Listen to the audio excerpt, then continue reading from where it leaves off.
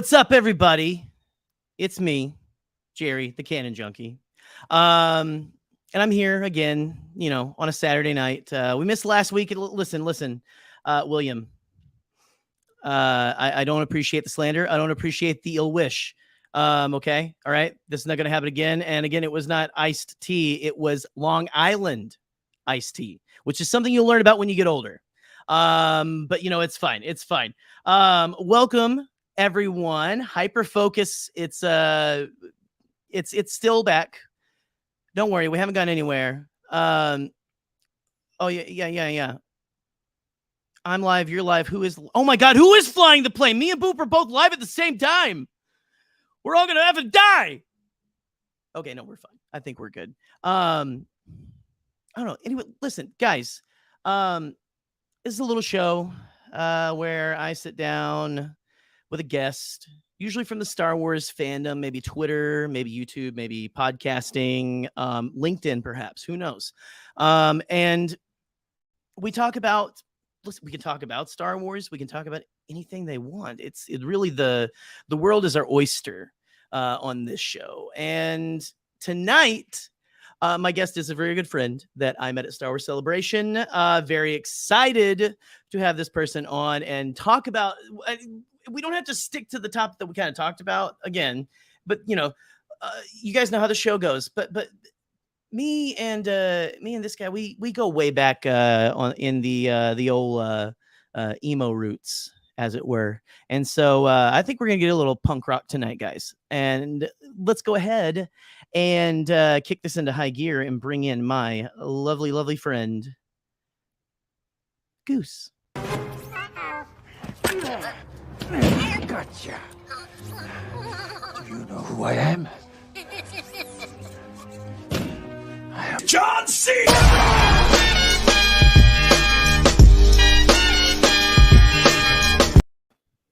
That is the best introduction ever that myself or John Cena has ever had. Thank you for that. You're absolutely correct. No, yeah, hey, the pleasure's all mine. All I've got here are like 20-year-old memes. It's great. I mean, it's wonderful because I have been following you obviously on the Facebook, and it's just like every time my Facebook just thinks that we're like the closest of friends ever now. Like every single notification I get is Jerry has posted something, and I'm just like, okay, let's see what's up, and all of a sudden it's just like more elder emo memes, and I'm like, I love it. Just keep going, do it. That's please. I found that page on Facebook. Like, look, yes, kids, buckle in. We have some Sky students. So buckle in because Grandpa's going to talk about Facebook.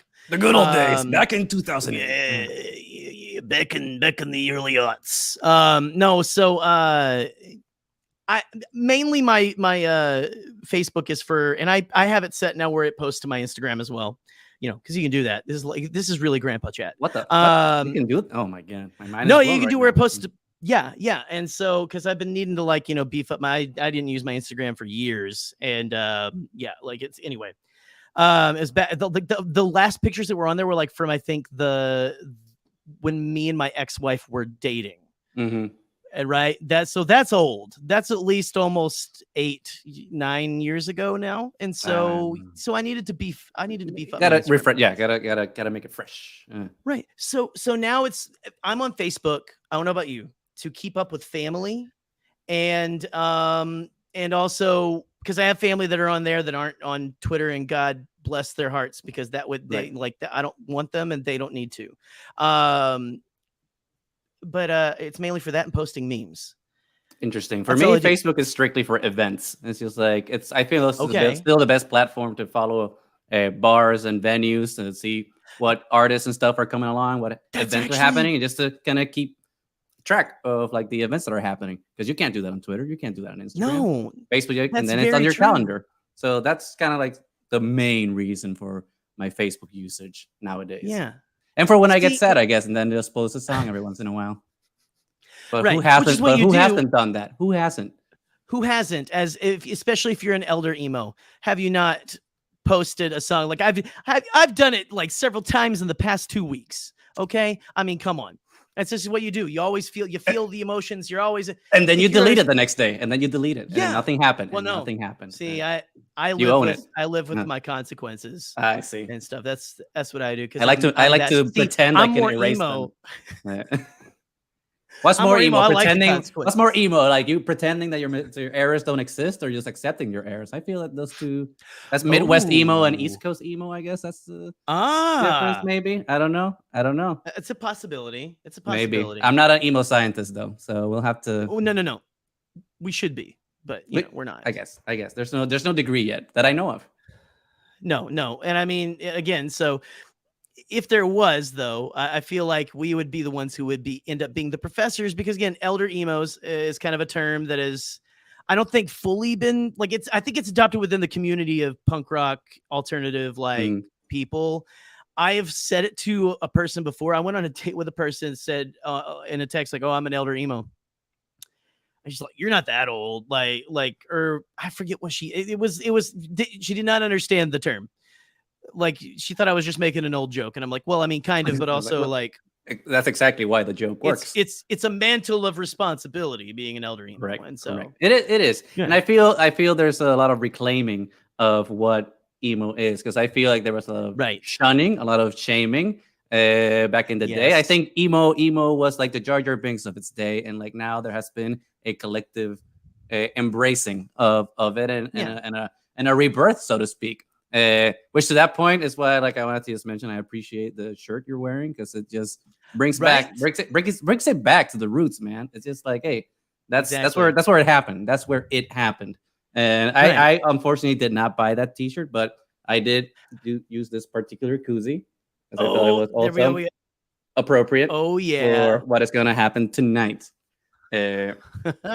Although speaking of emo scientists, I do want to talk. You were saying that we should be one. But I disagree. I think the ultimate emo scientist would be Dr. Anthony Carboni. You know what? I'm not going to even fight it. No, you're right. Because like someone even saw, was it you that commented on this thing about emo Jesus? Someone commented about the emo Jesus thing. We might have to get into this. I don't know who came up with the term. I think it was you. I think it was you who came up with emo Jesus. Was it me? I just decided to claim it and just use it on my post. I love He accepted it though. He accepted it. He was just like, I don't know what this is, but I like it. That's what I'm saying. I don't know what it is, but I like it. That's that. So the whole premise behind that. Let's talk about Mosh Isley a little bit, okay? Let's talk about Celebration, right? And maybe let's keep it a little Star Wars, a little emo, a little punk, a little both. Oh hell yeah! But I don't know what is it. So maybe even before we get into that, when was the first time you remember hearing like a punk / emo or whatever like kind of track and like going like this is like that part of your brain lit up? Where it's like, oh, this is 100% my shit. Well, everyone has it with, no matter what kind of music. Everyone has a style of music. Yeah. Even if you like all music, that is like it really lights up the brain and everything. The 100% my shit. I don't think it happened until like recently, actually. However, I do think that I know it was like 8th grade. I remember it was 8th grade, middle school. Right? That's when that's why you're figuring yourself out, right? And I'm figuring out like what music do you like? Do I like the music that I like because other people like it, or is it because I like it? Am I in the in crowd, out crowds, all that junk, right? And a lot of that stuff was happening. So listening to a lot of stuff that some of my friends were listening to and whatever. But then I remember, I don't know if it was like which song came first, but it was like two bands that like I remember every time I play those songs on Spotify or whatever or on YouTube. Like it just takes me back to that moment in time. So it's I Want to Be Alone by Green Day and the last song by All American Rejects. Like those two songs were just like the ones that opened kind of, I wouldn't say floodgates for emo because I always like leaned a little bit towards like pop and pop punk and heavy metal and stuff like that. So the whole emo thing is more like a recent phase type of thing. But yeah, those songs kind of opened up that whole genre of music to myself, so to speak.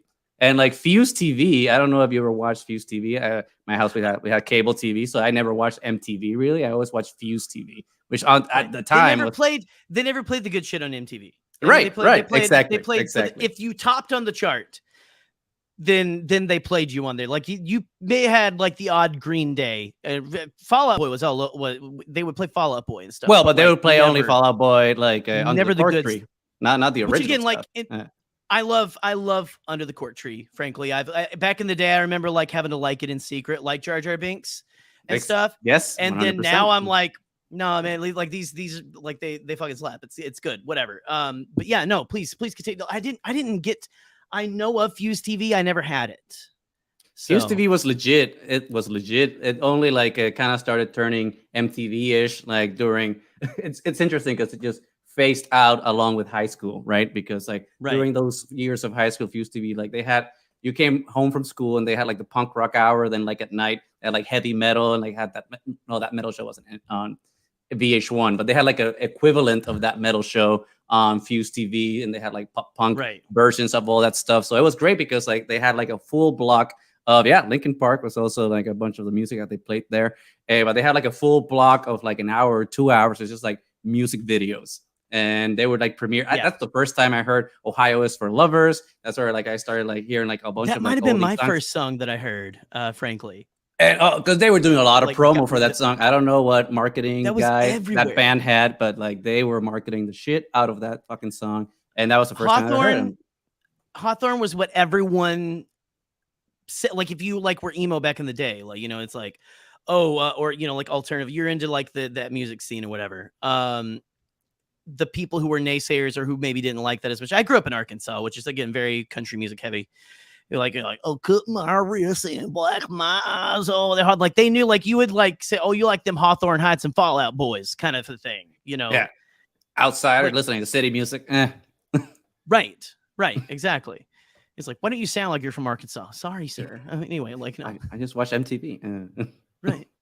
So Fuse TV had all these blocks of music and stuff. I remember like going to maybe like people's houses that had like satellite or whatever, and you could like watch stuff like that, and I would be like, I think I watched Sigaros, if you know Sigaros, like the Icelandic band, who's very, very ambient, very just not folky, but very, very indie, and it's a ambient mood. is just the way I can. It's ambient rock.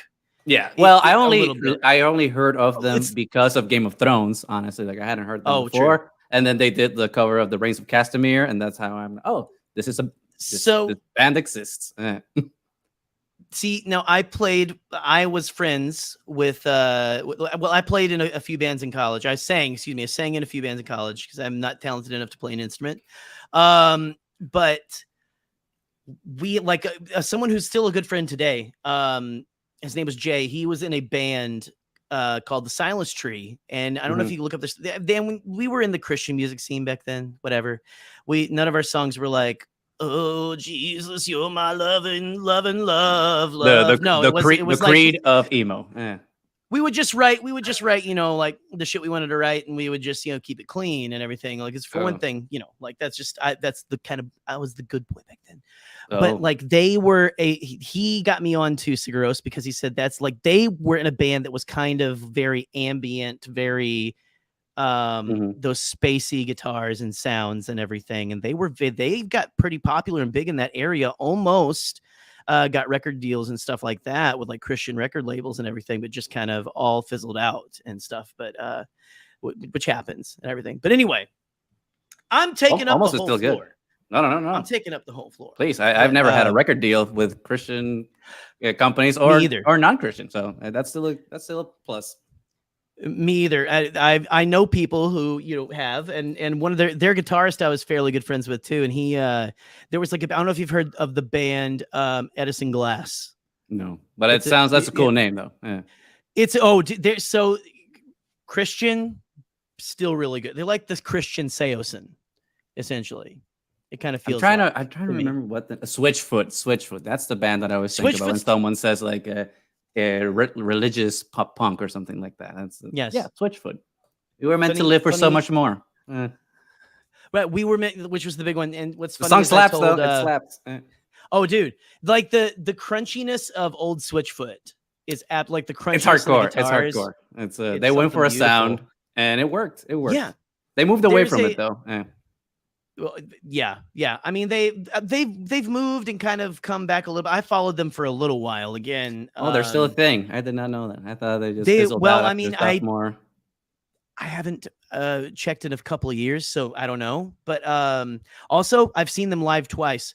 fantastic. Really? Great live show, great performance. But I remember telling someone about Switchfoot back in the day. They're like, they like switch feet when they hopping on. They thought it was like the weirdest thing. This person's mind was like, what do they mean Switchfoot? Like the band like, name. don't think about it. Listen, Don't you're think about focusing too much on the band name. Yeah, it just sounds cool. Don't worry about it. It's not 1 foot. It's not 2 feet. It's like it's just a name. It's just Switchfoot. Yeah, it's not a Hobbit. It's fine. It's right. It's like you listen. Yeah, calm down. Like, it was a drummer we had at the time. She was great and everything, but she was just like it was just like a whole. She sounds like she's too smart for her own good. Sometimes you just she was like thinking too much, too hard into it. Yeah, sometimes things don't mean anything. Sometimes things are cool. Exactly. Sometimes, and honestly, that is 90%. I think of how band names come across is like at least that's the only like I still will say certain words together that usually you don't hear together, and like I still will go, oh, that's a great band name. And I'll like log it away if I can. Or like I forget most of them. Yeah. But I still do that to this day. But that's how most of it's done. Right. And it should be. It should be. Yeah. I mean, sometimes you should just judge a book by its cover, and the book has a shitty title. I mean, you wanna, if The Empire Strikes Back weren't called The Empire Strikes Back, it wouldn't be as cool. Let's be honest. Right. It's all about that title. Well, and I mean, like there are bands with their name alone have made me want to listen to. Like there was a band I came across. I sent it to you recently. I came across after Celebration called Nicholas Rage. Yeah. Absolutely fantastic. Like I think it's DIY punk and stuff. It's like one guy. Well, I think he's got members he tours with now and everything. But it started out as this one dude, and just like I don't know, some of the best like you're saying, like crunchy guitar and just like very fast, like the kind of like pop punk alternative emo stuff that I remember like back in the day, like back in the day, they had a lot more distortion distortion up on those guitars. Like nowadays, I feel like all the contemporary rock is a lot less. I wouldn't say that there isn't any distortion on guitars, but it's a lot cleaner than back in the day. Right.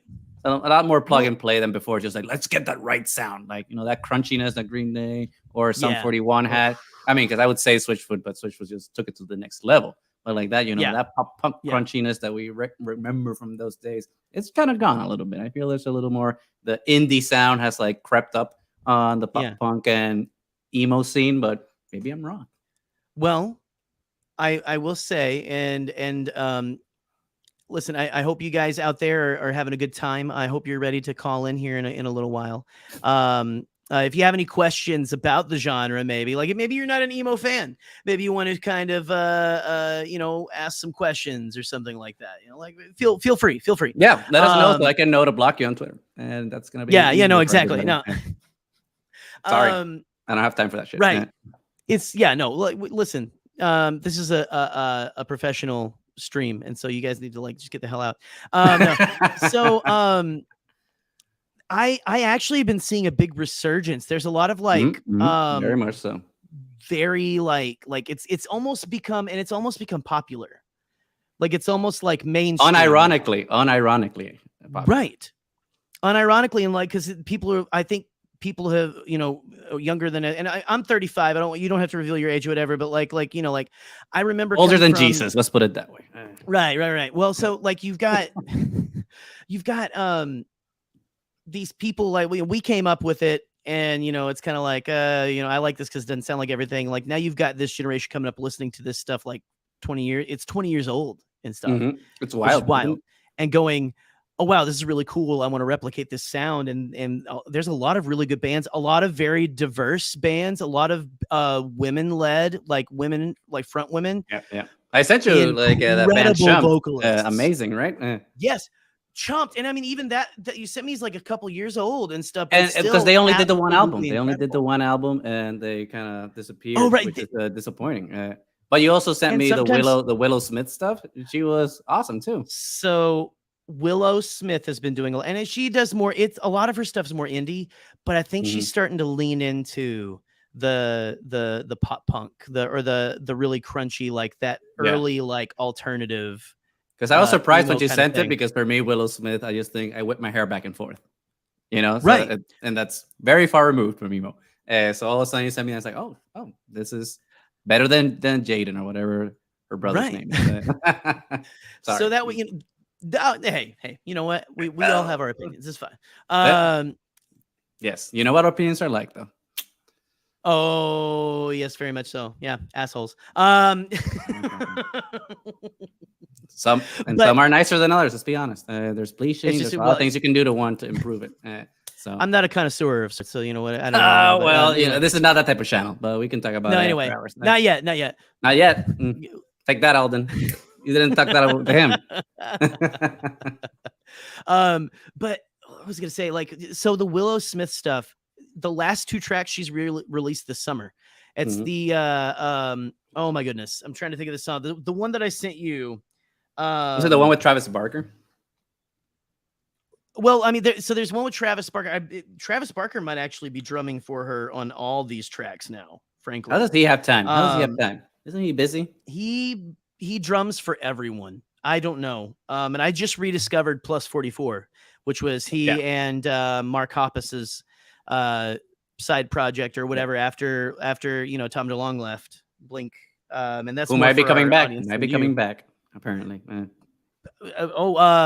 Tom or Plus 44?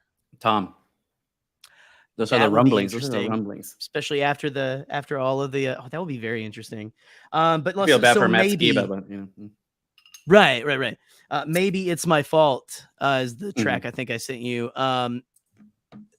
What I love about her is she takes old things like the old like the crunchiness of that guitar that has the crunchiness of like that Switchfoot song Meant to Live in some parts that reminds me of that. And so what I love about her though is she takes these like old school like that those classic punk tropes and she kind of does new indie-ish things with them. Like puts them with melodies and like different things. Like she'll make her voice sound like it's like a chorus of angels. And I don't mean that like in like a like it's like like it's just I feel like it's some Whitney Houston shit going on. It's weird to describe, but it's so good. And then there was one that was just released, I believe, as of this recording, like last week, called "Hover Like a Goddess." Absolutely incredible. Interesting. Absolutely incredible. That's the song you listen to before you go into the bar to, like if you're hoping to get lucky that night or whatever, It's that kind of song. And I don't like to have songs like that because then you get pumped up and then you leave and you go home and say, okay, well, let's listen to Taking Back Sunday. But it's just melancholy enough you can listen to it afterwards and go, yeah. Exactly. I tried. That's the recovery. It's like let's get up. Right. It gets you the caffeine and the alcohol. It's like both uppers and downers. Well, like, and that's I don't know if I want to like. I feel like this might be a bad way to describe it to someone who hasn't listened to, but like emo music is like a little bit of uppers and downers, maybe. But but all music's that way though. Really. Every single artist does uppers and downers. Right. So I don't understand this bad rap. It's just like it's a mood, and every music has a downer mood. So I don't get it. Even Metallica's got some sad songs. Right. Well, like good music will put out. It comes from deep within you. It comes from a place, a very emotional place. If it's good music and and I mean all emotions, from the very base to the like the most profound and everything, and so that's why we have all these different kinds of songs. Mm-hmm. But what was I gonna say?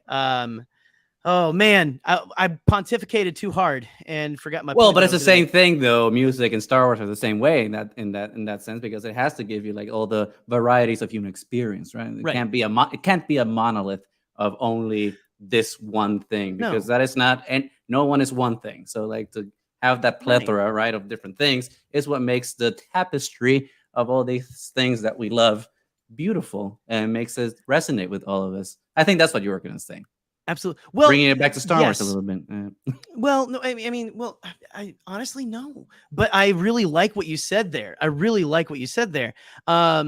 think I did. What I was going to say was I remember and actually me and Scotty were talking, I've talked to people before and they're like, this just sounds very angry or something. Like I wrote a song and sent it to Scotty, and I'm not throwing Scotty in the bus. I love Scotty. Like he gives me great feedback and everything. He's like, He's like, it's really good. He's like, it's really angry. I just don't understand that. And I'm like, well, and I think if you like, I think that pop punk and all this kind of stuff gets that kind of rap. And it's not just that. I mean, like there's like and I found something earlier. It was actually I think a meme from that emo page that I was going to share on Facebook, and it was talking about how, you know, punk, you're pissed at like everything, like you're pissed, you're angry at the world and everything. Like pop punk, you know, you're just kind of like you're dealing with your emotions and stuff like that. Yeah.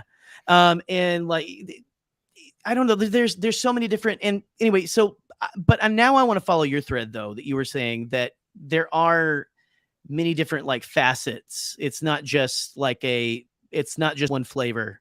And you get what you get and then you go away. There's actually a lot of I think, genre and different, like there's different areas of this style of music, right? That like you could go classic, like punk stuff, like, you know, Green Day, things like that, you know, or like just like that's what I would consider like bass, like that's modern, that's punk rock. Right there. That is 100% punk through and through. And to where, you know, you would have, I would say Green Day is similar, but not the same as who do I want to say, All Time Low. Very different. Very different. Yeah. Right. All Time Low, or even like, you know, like a Circus Survive, a Bring Me the Horizon, you know, like there's many, and those again are almost different genres within, but like I think they all kind of get shoved a lot of times under the emo banner. And another band to that, which is, and they always usually play together too at shows. and I want to apologize actually, because I remember we had scheduled this for like a couple of weeks ago, and I had agreed to do it a couple of weeks ago, and then I realized, oh shit, and it's actually timely this apology, because we are talking about the reason that I had to cancel. It's like, oh shit, I bought a ticket to a concert, and it was just Alkaline Trio and Coheed and Cambria, and so I mean, I had to cancel that concert. It was amazing. It's Coheed, but it's funny. It's funny you were saying about lumping bands together, because I remember back in the day, Coheed would always be lumped. Well, not always, but would usually be lumped into the emo pop punk crowd just because of two songs. You know, Favorite House Atlantic and Devil in Jersey City, and it's just like, sure, those are songs that incredibly pop punk that sounding ones. But if you listen to the album, they're a completely different band. That's just like, it's a plethora of rock and roll. They're way more prog rock or metal than emo. I don't mean that's a slight against emo or punk rock, but just like they're separate. They can coexist, but they're adjacent to like the main circle of bands. Right. Vis-a-vis playing with Alkaline Trio, right? Yeah. But like, you know, in fact, I was reading, I think it was the description of the new Vaxis to A Window of the Waking Mind. I was reading the description on that, and it was oh man, I kind of fell in love with that thing for a few weeks here. Was listening to, you sent me a song from it. I hadn't listened much to it. I fell headlong into it. It's incredible. What is it?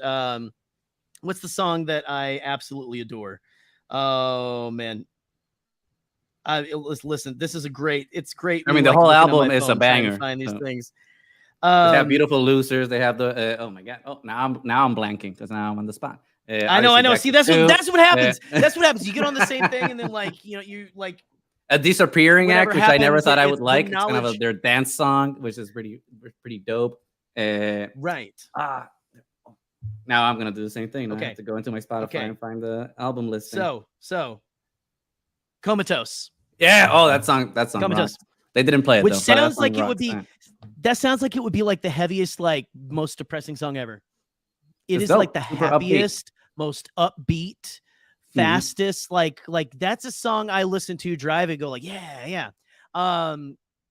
Liars Club is the one I was trying to remember. Liars Club is fantastic. Again, all of you should be taking notes in there and writing it down and going and checking that later. Everyone's just like, wait, I thought we were going to talk about Star Wars. Like, no, kids, this is right. We're expanding your Spotify playlist. Exactly. Yeah, Spotify's going to be confused. It's like, what's this new music this person's listening to now?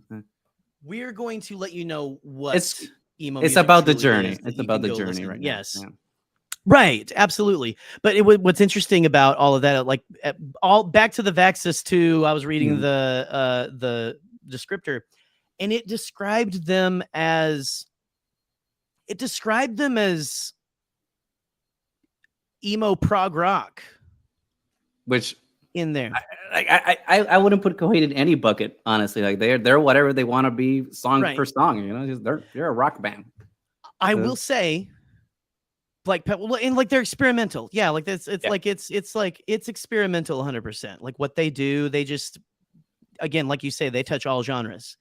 I do think there is part of it that like that touches the emo genre and are like those of us who like, you know, all of those different kinds of like punk, alternative like genres. We like Coheed.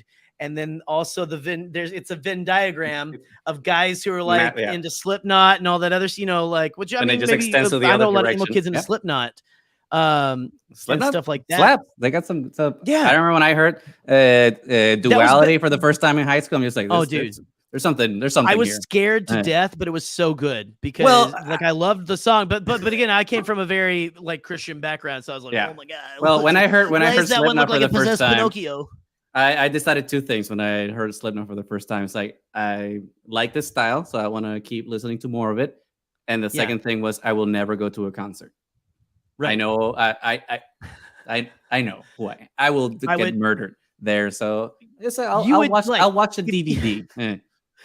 Right. You just make sure you don't get into the pit at that one. Yeah, that's what you do. You don't get. I'll get the VIP ticket. The VIP ticket be at the balcony. Right. I've been in some my pits are the ones where you're honestly getting shoved around and stuff. Like I'm not as much about the hardcore dancing and stuff. I've never gotten it. I'm just like, if I'm paying money, I'm not. I never did money to get my ass kicked. I'm paying money to watch a band. So like pits, I've never understood. I get you want to release your rage, but I paid money to see a band. But hey, maybe I'm wrong. To see. Yeah. I think I got to crowd surf once while I was playing stuff like, but only once. Because we didn't have that many people at the shows. But anyway, people just holding you up, like we're like, all right, I got just moving you around, It's like a doctor performing a birth. Like I see the head. I see the head. Put him back. Yeah, back on stage, buddy. No, like I have so many bands to go back to that. Like, so the Venn diagram. So I had a buddy in college who he's honestly the one who turned me on to Coheed. But he listened to like Trivium, Killswitch Engage, stuff like that, which again, like super heavy stuff like that. But like, you know, didn't like, oh, that's like, this is very old dated term, sissy stuff, you know, like whatever. Like again, we were all there. The early aughts. Yeah. And like, I usually we're better than we were. We're better now than we were then. I was like, well, and I was always like, okay, whatever, you know, fuck it. I guess I'm into sissy music, whatever. Yeah. I was like, who cares? Like I had it like I had a friend, I got into, he was into Coldplay, and it was my friend Jay from the other band. And, you know, I got super into it. He's like, this was something that happened back then, which is so weird now. He sat me down and he goes, yeah, people will accuse you, say you're gay for listening to this and stuff like that. Like like it was the most serious thing in the world. I remember back then going, okay, whatever. It's good. Like I like it. No, I totally get that. I went to a Catholic all boys school for high school. So imagine what your friend said and multiply it by 10,000, and that's the type of conversations about music that we were having. There's probably someone on the live chat right now that might or might not have gone to high school with me, and they're probably either laughing their ass off or being like, "See, I knew it." One of those two things.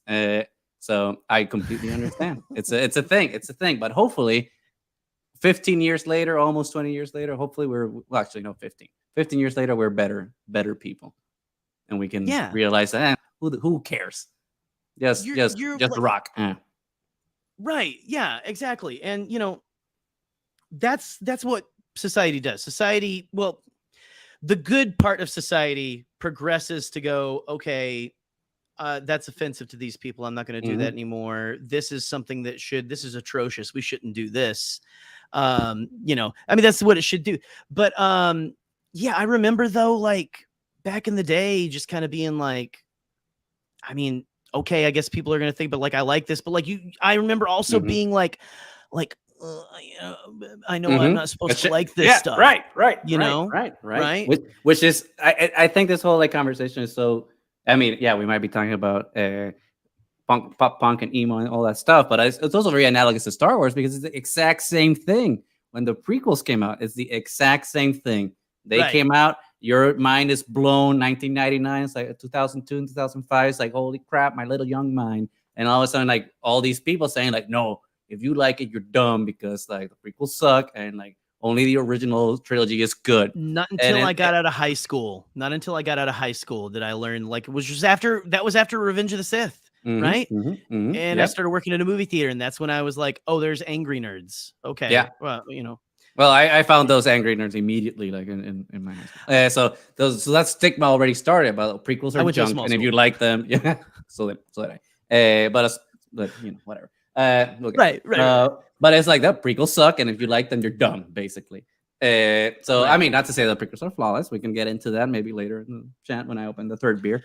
But it's this whole thing. It's just like, well, if you enjoyed them, who cares? It's about finding things that you enjoy and like finding joy and happiness, and like if you're helping spread something positive in the world and getting something good from the media that you're consuming, then at the end of the day, who cares? Who are you hurting? Nobody. And it's the same thing with music. If you find something that resonates with you and makes you feel good, and you find meaning in it, and it makes you, it makes you want to like be better, or helps you manage how you feel, or like how you're thinking about things, then who cares? Listen to it. Like, if you like Taylor Swift, listen to Taylor Swift. You like Sugar Ross, listen to him. Yeah. You like Taking Back Sunday, listen. Like, fuck it. If it Taylor Swift shit good, slaps, man. Okay. Yeah. Hey, yeah. I'm all. I Love Story. That song's good. Fuck anyone who says otherwise. Yeah. But like, yeah. So it's. And that's, again, I think a lot of us went on this journey, and what's funny is it almost still, and I mean, I feel like maybe it's just because maybe I'm more on the Star Wars Twitter side and I'm not as much into like the emo Twitter or anything as I should be. Yeah, I'm scared of that side of Twitter. Oh my god! I don't even. I assume that there's a Twitter for everything, but it's just there's one fandom's too much. One fandom's too much. Yeah, well, and I mean, like I feel like it's a constant like figure, like what was it, a proverbial dick measuring contest too. It's like, oh, I like this band, have you heard of this band, kind of. But anyway, and sorry to use such a crude metaphor or anything, but I have heard that it's a unit of measurement in some countries. Like. Yeah. Right. Well, my apologies, but what was it? It feels like there's not very many people who have kind of went on a journey to go, oh, you like what you like. I mean, maybe a lot of people do when they get older, but I feel like I've still met people who are older, like my age or older, and they're like, that's shit. This whole genre of music takes no talent. This. Something I used to say in college. Well, but like, that's country is terrible. It takes no talent, blah, blah, blah, blah, blah. And then like every style of music takes talent. Yeah, it takes talent to write that style of music. But and I feel the problem that I find with a lot of this conversation is, again, to bring it back, be self-reflective about it, is that it's kind of, we've always talked about that. It's like, oh, learn to accept. But I feel that a lot of people from our generation are, let's learn to accept our generation and like let people like it. But I feel and again, to tie it back to Star Wars, when the sequel trilogy came out, it was like this backlash from everyone that grew up with the prequels, that they got that backlash, and now they have to like perpetuate it and just bring it back down. And I'm just like, why can't we just learn from our mistakes? It wasn't cool then. It's not cool now. If you don't like it, bow out, get out, and just let people enjoy it. And it's same thing with the music. Like, oh yeah, I accept people listening to their music as long as it's the music that was done while they were listening to it as kids. But like, oh, Bad Bunny or whoever new artist that the young people are listening to, that sucks because it's new and young kids don't know anything.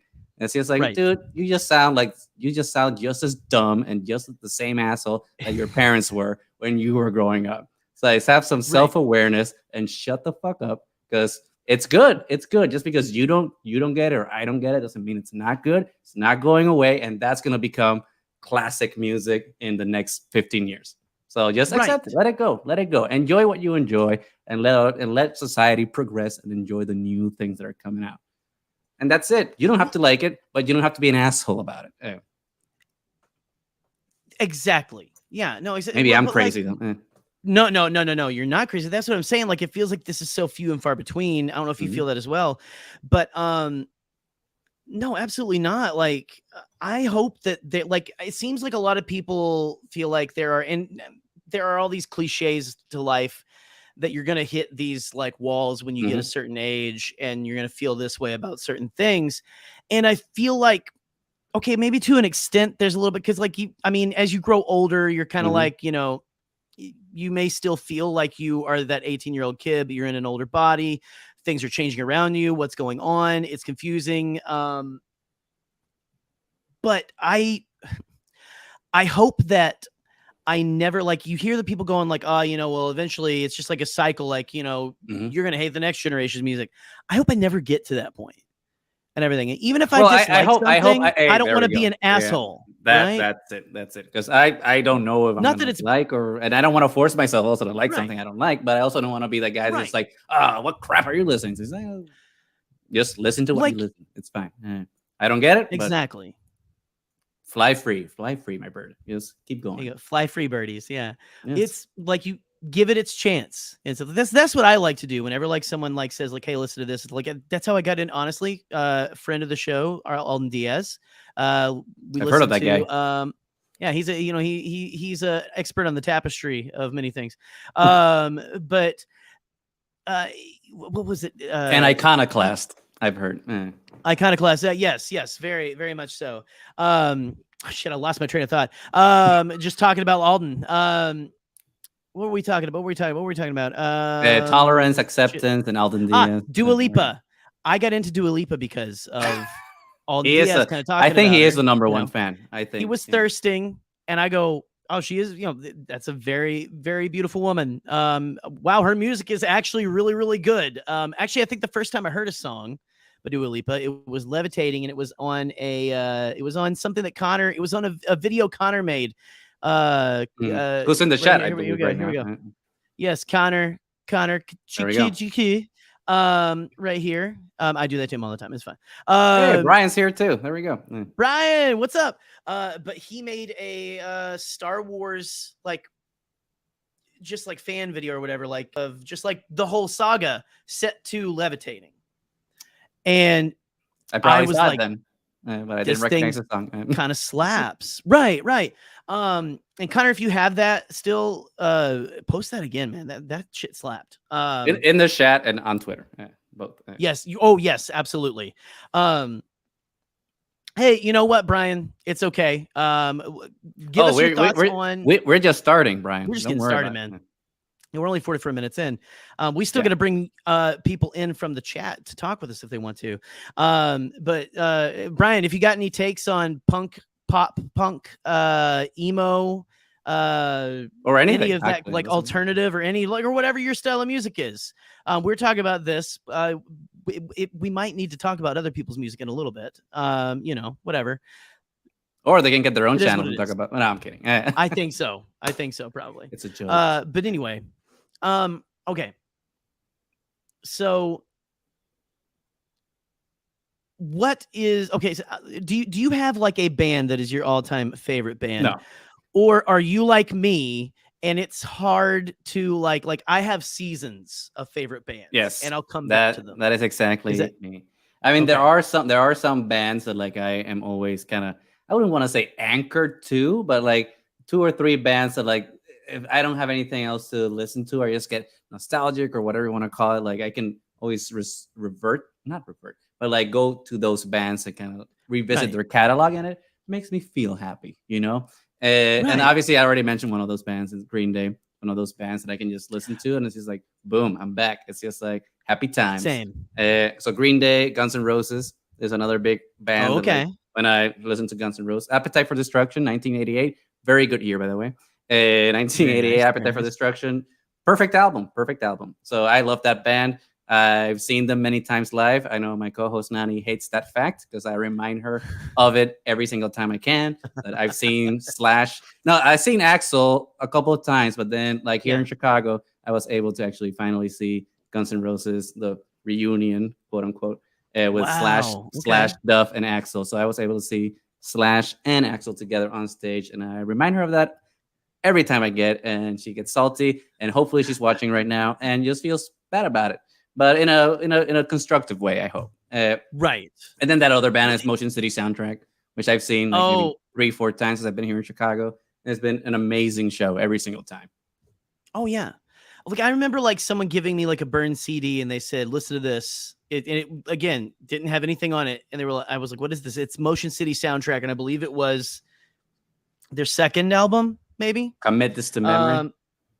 I'm looking right now because I actually downloaded some songs from it yesterday. I Am the Movie, actually. That's their first album. Is that the first? Orange cover?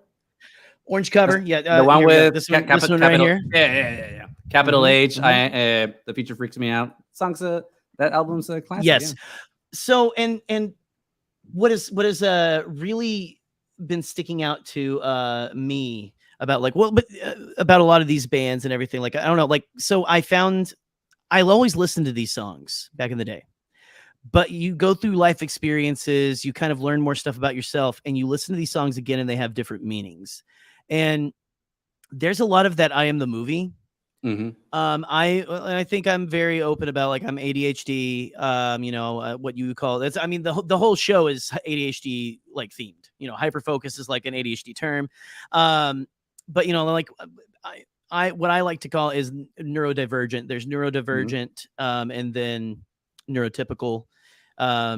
My ex hated those terms, but anyway, whatever. I mean, you can't hate a term. It makes it sound like the X-Men, but whatever. But anyway, yeah, right. But what I love about some of these, like, there's like what is it? The chemistry or something? Modern chemistry, I think it's called. Modern chemistry, yes. That whole song. They should just fucking send me an autographed album at this point.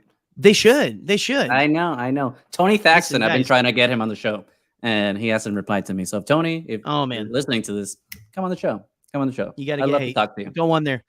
Write some music for Triad of the Force as well. Well, I don't mean to cut you off, but that Tony, the drummer for Motion City Soundtrack, he actually had for a little while. I wouldn't call it like a side band because like it was just him. So it's like a little side project called Cloud City Soundtrack. And because he's a big Star Wars fan, and like there was like maybe minute and a half songs, and they're all about like obscure Star Wars characters and like funny situations about like Obi-Wan Kenobi or something like that. Hilarious songs. I don't know why he hasn't kept it going, but for me, it's just like awesome. Then ever since I heard that, I'm just like, hey, Triad of the Force wants to talk to you. You're an awesome band that I love, and you make Star Wars music. Let's talk about it. But it's meant to be. He's too good for us right now. He's too good. Oh no. We'll change that eventually. Hopefully, we will. After this broadcast. I said, yeah. Like I'm gonna go to his house to do it myself, is what it sounds like I'm saying, but I'm not. I don't know. Like, yeah. But like, see, so I knew that I didn't know he had stopped and everything, because I knew he did like Force Centers music and everything, but I didn't know he had stopped. So that's interesting. Oh, I didn't know. But yeah, and so something that I've been noticing about the modern punk movement is it has a lot to do with mental health. And that's kind of where they found their place to be like, look, this sucks, kind of a thing. Because like that's an arm of kind of punk rock and everything. It's like, being pissed off, wanting to change shit, kind of things like that. But it's also like, I think helping people realize they're not the only ones feeling certain emotions. Yeah. And it's cathartic in that, like, and some people are like, oh, this would make you more sad. Listen to this. No. Like, some people, it's the opposite. It's like with thrash metal and stuff like that. People that were angry back in the 80s and stuff like that, listening to that's their avenue for channeling anger and dealing with it. So it's the same, exactly the same thing. Like you gotta feel your emotions. You can't bottle them up. So it's a good thing at the end of the day. Absolutely. And I mean, like, like there's some very like personal stuff coming out in songs and everything, like very real moments that to me have meant a lot and everything, you know. Again, like someone who struggles with, you know, all of us struggle with some degree of mental health stuff, you know. I mean, especially after, you know, like the freaking, what was it, like how long, when did the pandemic start again? How many years has it been? It's been good lord, too long, at least 2 years. We're probably going on. Well, no, we're going on a third year actually, because it started 2019, I believe. So it feels like it's the fourth. It feels like it's the fourth year. What is time anymore? I don't even know. Anyway, yeah, but so like you've got like, just, I don't know, like I love songs that speak to what I'm feeling on the inside, and also I feel like that's good for people, like that's good for people to, again, feel like they're not alone. Like it's good to know like there's people out there that struggle with this kind of stuff, and I think that's very valuable and everything. And again, it's not all that, right? But I think that's the interesting thing about a lot of this music is that obviously when we listened to it, we were younger than the person that wrote it, right? So when we were listening to it, we were connecting to it at a different level. So I think it's interesting to revisit a lot of this music now that we're probably the same age, or if not older than when the music was written, and kind of get a lot more depth out of it, because it's like, oh, well, now I get it even more because now I've been there and I've gone through those things, or have even been through even more things than that. So it resonates at a completely different level, because when you're in I mean, no disrespect to everyone who's in high school who might be listening right now, and if you are, you probably should be in bed, I guess, but whatever. Well, but like when you're in high school, that's usually your lives. Don't waste it. I guess. But if you're in high school, let's face it, you're an idiot. You're an idiot. You got broken up, whatever. Deal with it, bro. Try paying taxes. So there's so much more life. You'll be good. Yeah, there's so much more pain in life after high school. High school is the best. So it's just like being emo in high school is the dumbest thing ever. And it's like now it's just like, oh shit, yeah, life sucks. You gotta do all this. I gotta work. So it's just like your breakup doesn't matter in high school. So like all this like whole plethora of suffering that we get in the real world post school, it's kind of like something that helps resonate with music even at a deeper level, because like you actually get all those layers that the people that were writing the music actually had in mind that you actually didn't get before, or if you had an experience so you couldn't really resonate with it, but now it's just like, oh, I'm there and I can feel it, which makes it that much more of a better experience, right? To listen to this music, because now you have two layers to it. It's the nostalgic level of like, oh, when I first heard it, and then now it's just the understanding, right? Of like, oh, now I'm revisiting. Not only do I get that nostalgia, but now I understand it, which is even better to an extent, right? It's worth so much more. Like it's just, and again, like you were saying, like no offense to the high school kids and stuff. Like in all seriousness, look, you're the little emo babies. We love you. Like you're fine. Bring it back. Yeah, y'all are good. But it does hit every, like, it'll hit you differently. One song will hit you differently now than it did when you were in high school. And it did, you know, like, again, because of your life experiences and everything. You know, one that really kind of like got me that was weird, that's kind of in this genre is In the Middle by Jimmy Eat World. Right after the divorce and everything, like just kind of like things going on, you know, with me and my ex's family, things like that. Like just like the whole thing. And like I was like, that's me. I'm the little girl. Like that's what I felt, you know. It's like, oh man, you know, like it's kind of stuck in the middle in this like this plane, you know, of existence. And it meant something so much deeper, when back in the day it was just like, it takes some time, and that is fun. It's just like, oh yeah, the struggle is real. Although I don't consider, let me see, I had this discussion with my ex-girlfriend. She's actually I like to call her emo queen of Chicago, and she kind of opened the floodgates for me. So like we had a lot of these conversations. And one day we were talking about Jimmy Eat World, and I asked her, in my mind, Jimmy Eat World is an emo, and for me they're proto emo. It's barely punk. It's proto emo in my mind. It's alternative rock crossing its way towards that. They're bridging the gap. That's how I see them. She's like, they're totally, a lot of these bands can run. They're totally emo. Have you? And then she went off on me. I'm like, okay, girl, they're emo. But don't disrespect your emo queen. Okay. No, she's at work right now. She's not listening to this. And we broke up. I don't know her or anything. So are you on the Jimmy Eat train, the Jimmy Eat World train of emo or not emo? I'm on the train of it's I think it's in that Venn diagram. So you agree with me is what you're saying. Yeah, like it's not like vindication. So the breakup was worth I it. wouldn't Okay. like, and I don't think people on like the outside would put like Fall Out Boy with Story of the Year with Jimmy Eat World, but all three of those bands were songs that were like they played songs from all those bands at Mosh Isley again for everything. It was like again, yeah, and it's that made me remember like they played The Killers, like they played Mr. Brightside, everyone loves. Well, because white people are gonna get crunk with Mr. Brightside. Man. So you got it. That's one of the white national anthems for sure. You can go to a heavy metal bar and they will play Mr. Brightside because it doesn't matter. They will get crunk to it. Yeah. If you want to distract every white person within like a few hundred feet of you, just absolutely blast a Journey, like blast conservatives and liberals will find common ground for 5 minutes, and there will be peace in the world as long as those two songs are playing back to back. No one will think about the world's problem. It'll be just collective harmony. That is the one thing that white people in America can agree with. That's it. And then it's election time and it just goes to shit. Well, which one would it be? Would it be Don't Stop Believing or Any Way You Want It? It would be Don't Stop Believing, I think. Oh, both. Don't Stop Believing is the biggest one, but like Any Way You Want It to, you start that one, the way it starts. I mean, like, I'm out like, I don't know, like weeding my garden. I'm like, I hear that playing. I go, any way you want. You stop. You gotta stop. The way you need it anyway. Right. But again, guitar, let me say, like, no, I call songs like that. I do call them the white national anthems. White national anthems. Definitely, that sounds dangerous when you say it that way, though. White national anthem. Oh. Yeah, I mean, we already have that shit. Tricky. We already have a white national anthem. Sorry, algorithm. What's up?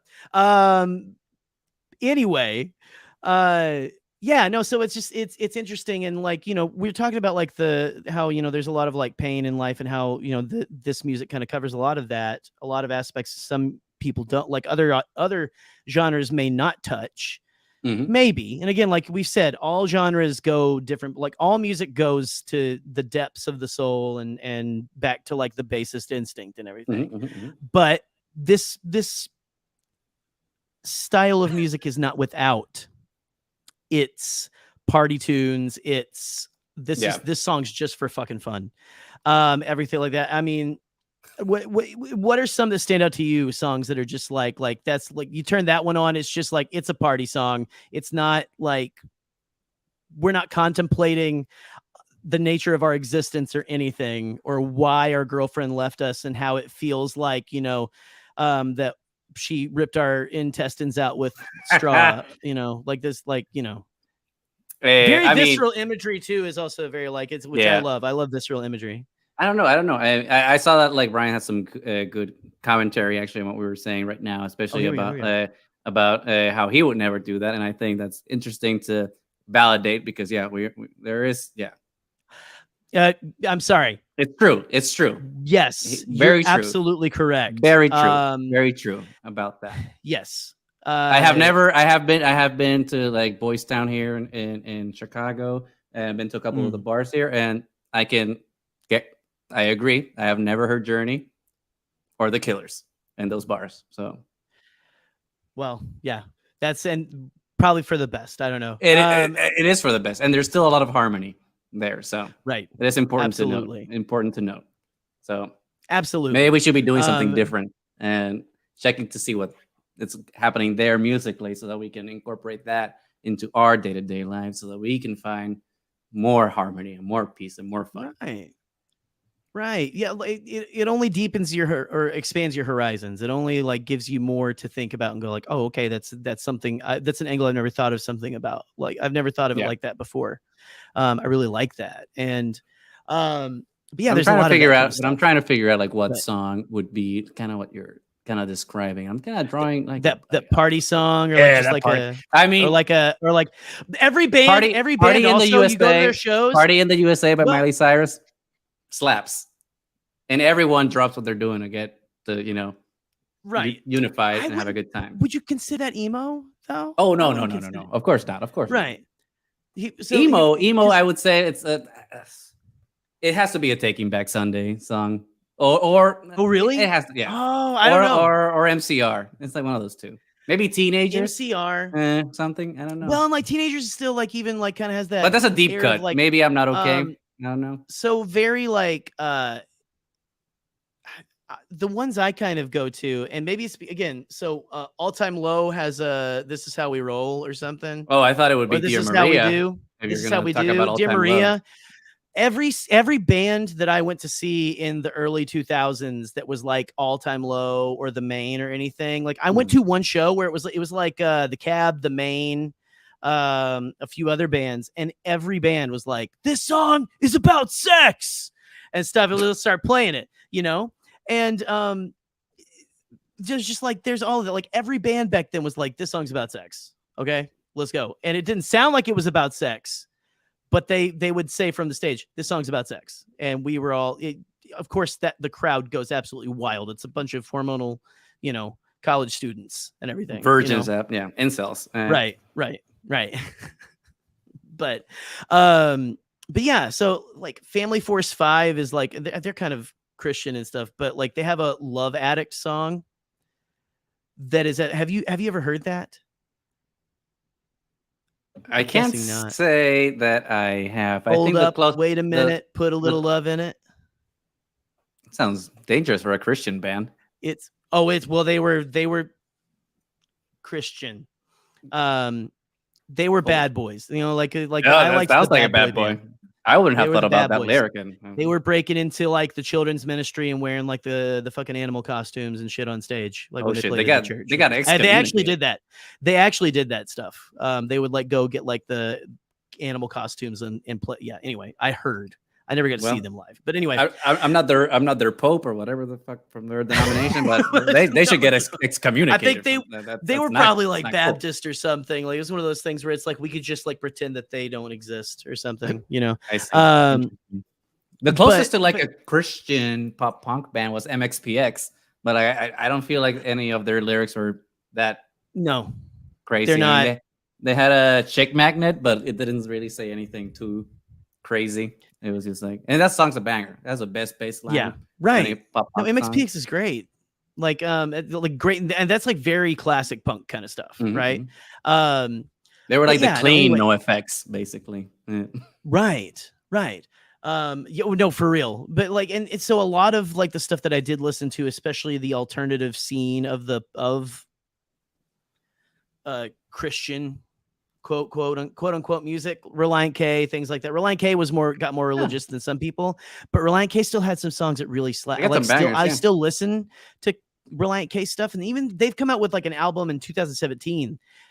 It was freaking incredible, man. I mean, it's like absolute, like a lot of fucking bangers on that one. You know, this is gonna be controversial to an extent, but you know, go for it. Christian band that people say suck, but I'm not gonna say they're a good band, but I'm gonna say that they have some amazing songs. And when I say amazing songs, I mean one. It's Creed, Higher. That song, one of the best songs of all time. I was listening to it before we started broadcasting here. I'm just like, this song slaps. I don't care what anyone says. There you go. Scott Tapp is awesome. For 4 minutes. But that's it.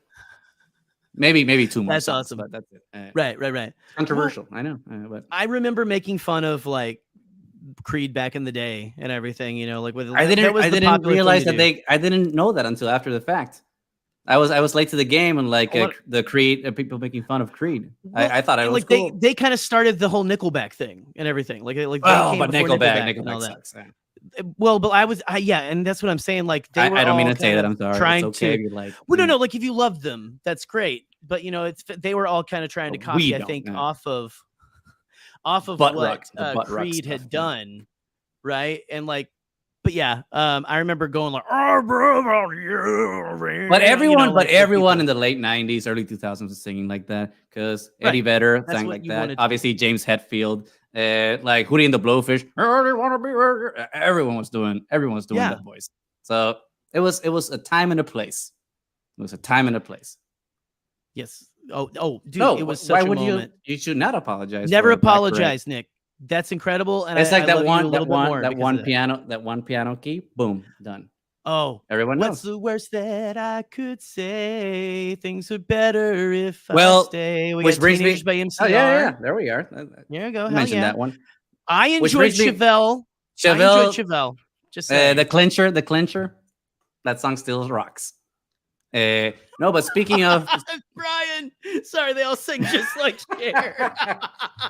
well, because if you believe in love after love, she was doing the Scott Tapp thing. Believe in love after love. After love. Yeah. I don't. Yeah, a little more gravel in the voice, but it was Cher well, after 50 packs of but cigarettes. but that goes to show the range that bitch got. Like Cher can go. She can go hard if she wants. She could have been a heavy metal queen, but she decided like no, one genre. I don't want to dominate all genres. I got to stick to right. I got to give other people a chance. And that's why I can't be too powerful. I can't become too powerful. I can't go to the undying land. She respects her own power. Yeah, she right. God bless Cher. If you're still out there, I'm not convinced that. I hope that she's still out there because she hasn't been out in a while. So I hope it's not like the Queen of England type of thing where like they're keeping it that she's dead on the wraps. So Cher, drop another album. We're ready. Yeah, the Queen of England. Come on, Cher. I can't Queen of England's dead. She's dead. She's dead. Okay. I keep waiting for her album, the last album, to be released and stuff. Queen of England. No, I'm just that's. That would be dope. Can you imagine? She does like a David Bowie thing, and the day she dies, it's just like, here's my album. Oh man, that would be so sick. That's like the Queen of England has an album. That's the royal way to go out, right there. Everything just like drops an album, like it's a bunch of spoken word shit. Yeah. Oh, you like it fucking slapped like was it Charlemagne, which was oh my goodness. I'm blanking on everyone's real names. Count Dooku. Christopher Lee. Christopher Lee's metal band. It was incredible. Not good. Really, I thought I listened to it. His vocals were good, but the backing band left a lot to be desired, at least to me. Oh, okay. The few I think he was awesome though. It was a handful of songs, and it got pretty. I will admit, it got like stale after a little bit. Every song sounded a little the same. Yeah. But the first couple I listened to, I was like. And I think it was mainly too just like the whole like, wow, Count Dooku wrote like a kick-ass metal album. Yeah, like that was pretty great. That man was just that anyway. That talk about a guy who just did everything and all of that. Like that man was an actual like John Wick, like a real life John Wick back in like the 40s or whatever, right? Who decided to become an actor for shits and giggles. It's an actor, a great actor in some of the biggest franchises, ever. But that's the awesome thing, though. Like he became an old man, and he also did metal. And he could have just retired. But then, like George Lucas and Peter Jackson are just like, hey, you want to be a fucking giant nerd in some of these fantasy fucking things? And he's just like, sure, why not? Right? Why not? Eddie Vedder. Wait, which one? Eddie Vedder. Eddie Vedder. Yeah, that's it. See, they all sound the same. Ukulele stuff, right? He does ukulele. That ukulele. No, I haven't seen it. I don't know. I haven't seen that. I'm not a big Pearl Jam person, honestly. I'm not really either. I mean, I do like that whole breakup one that they have. What's it called? Last Goodbye. I don't know. Last Kiss. That's what it's called. The one that so fucked me up as a kid. The one that fucked me up as a kid was Jeremy. Where Came My Baby? Their redo. Yeah, the Last Kiss. Redoing. Yes, like that one. From That's the 50s.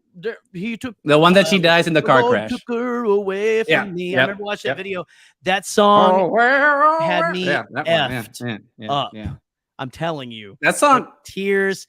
I was thinking about my non-existent girlfriend freaking dying in a car crash. Like it was terrible. It was emo shit, but that's what I'm saying. Like every band does their emo song, and just because it might be grunge doesn't mean it's not emo. It's just like so. It's just like everyone get fucked. That's a song. Exactly. That's a song. It's a mood. But he's singing like everyone. Nickelback's got some. They got some songs. Connor. They got some songs. It's good. You can love them. It's fine. Don't let us stop you. In fact, let us fuel you. Fight us. Let our hatred fuel you to go and love them even more. Now, again, it's not hatred. Never Made It as a Blind Man. That song slaps. That album was good. I had that album. I'm not gonna deny it. I will say it was it Jared Kroger? What's the Chad Kroger? Chad Kroger, lead singer, right? Showed Kroger. Yeah, sorry.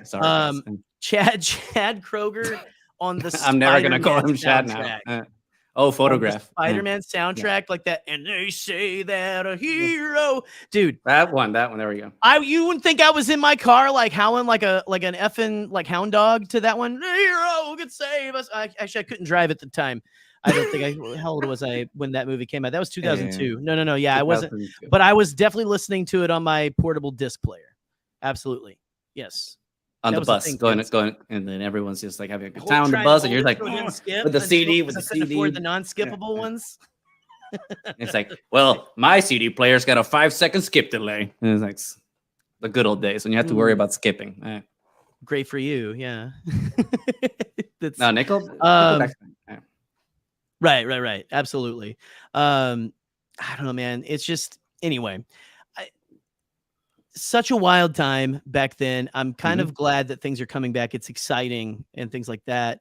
Again, it's an interesting genre of music that I don't think you don't have to be into it, but I think like you were saying, it gets kind of a rap of just like being like the boohoo, whiny kind of a thing. And there really truly are a lot more aspects to it. And a lot of music from the outside sources, like you say, like grunge, metal, prog, all that, like touch. But that's the smart thing that all the new bands are doing. All the new bands are doing something smart. They're not labeling themselves pop punk or emo. Now it's post-hardcore. That's what they're saying. Yeah. Which for me, when I heard that term, it's like, what the fuck is post-hardcore? That sounds hardcore.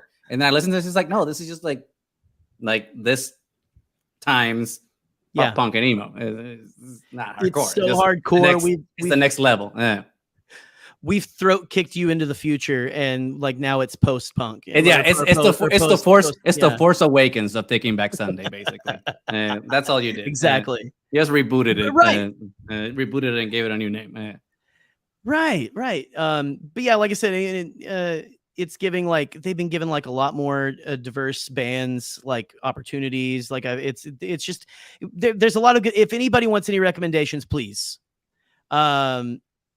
Like message me like after this or anything, like I'll give you like other recommendations, but a lot of these bands, like especially the female fronted ones, like are incredible and deserve 110% of your like admiration. Now real quick here, I am going to play, I'm going to put the link in the chat here. Goose, if you're ready, we're going to bring some friends in possibly. And I actually do have someone waiting in the wings right now. Connor is waiting a bit. Connor might actually have the link already. I sent it to a group chat earlier. So we'll see. Let me get this here. Brian, because I sang Ask Eddie Vedder on a live stream just for him. So go for it. Hold up. I already did. I'm not doing it again. You already did it? No, hold on. Well, we gotta solo. No. Because I gotta find give us a few bars. Well, now I don't know because now I have to think of the lyrics and I don't fucking remember them. Oh man, you know what? It's fine. Let me know when it comes to you. All right? No, we're good. I'll look for the lyrics. You already did it. The last bit. Yeah. Right. Well, you set the other thing up. Yeah. Listen.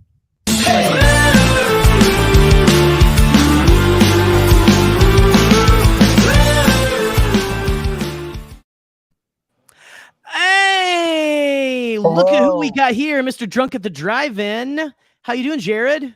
That's a cool name for a band. Drunk at the Drive-In is a badass. I'm inebriated, and I just saw Beast starring. How was it? No, I'm gonna be honest. I don't like man versus nature movies that much. This shit was fucking fire. Oh shit! Yeah, I saw the trailer for that. I was a little on the fence. I don't like this genre that much, but like the cinematography was so great.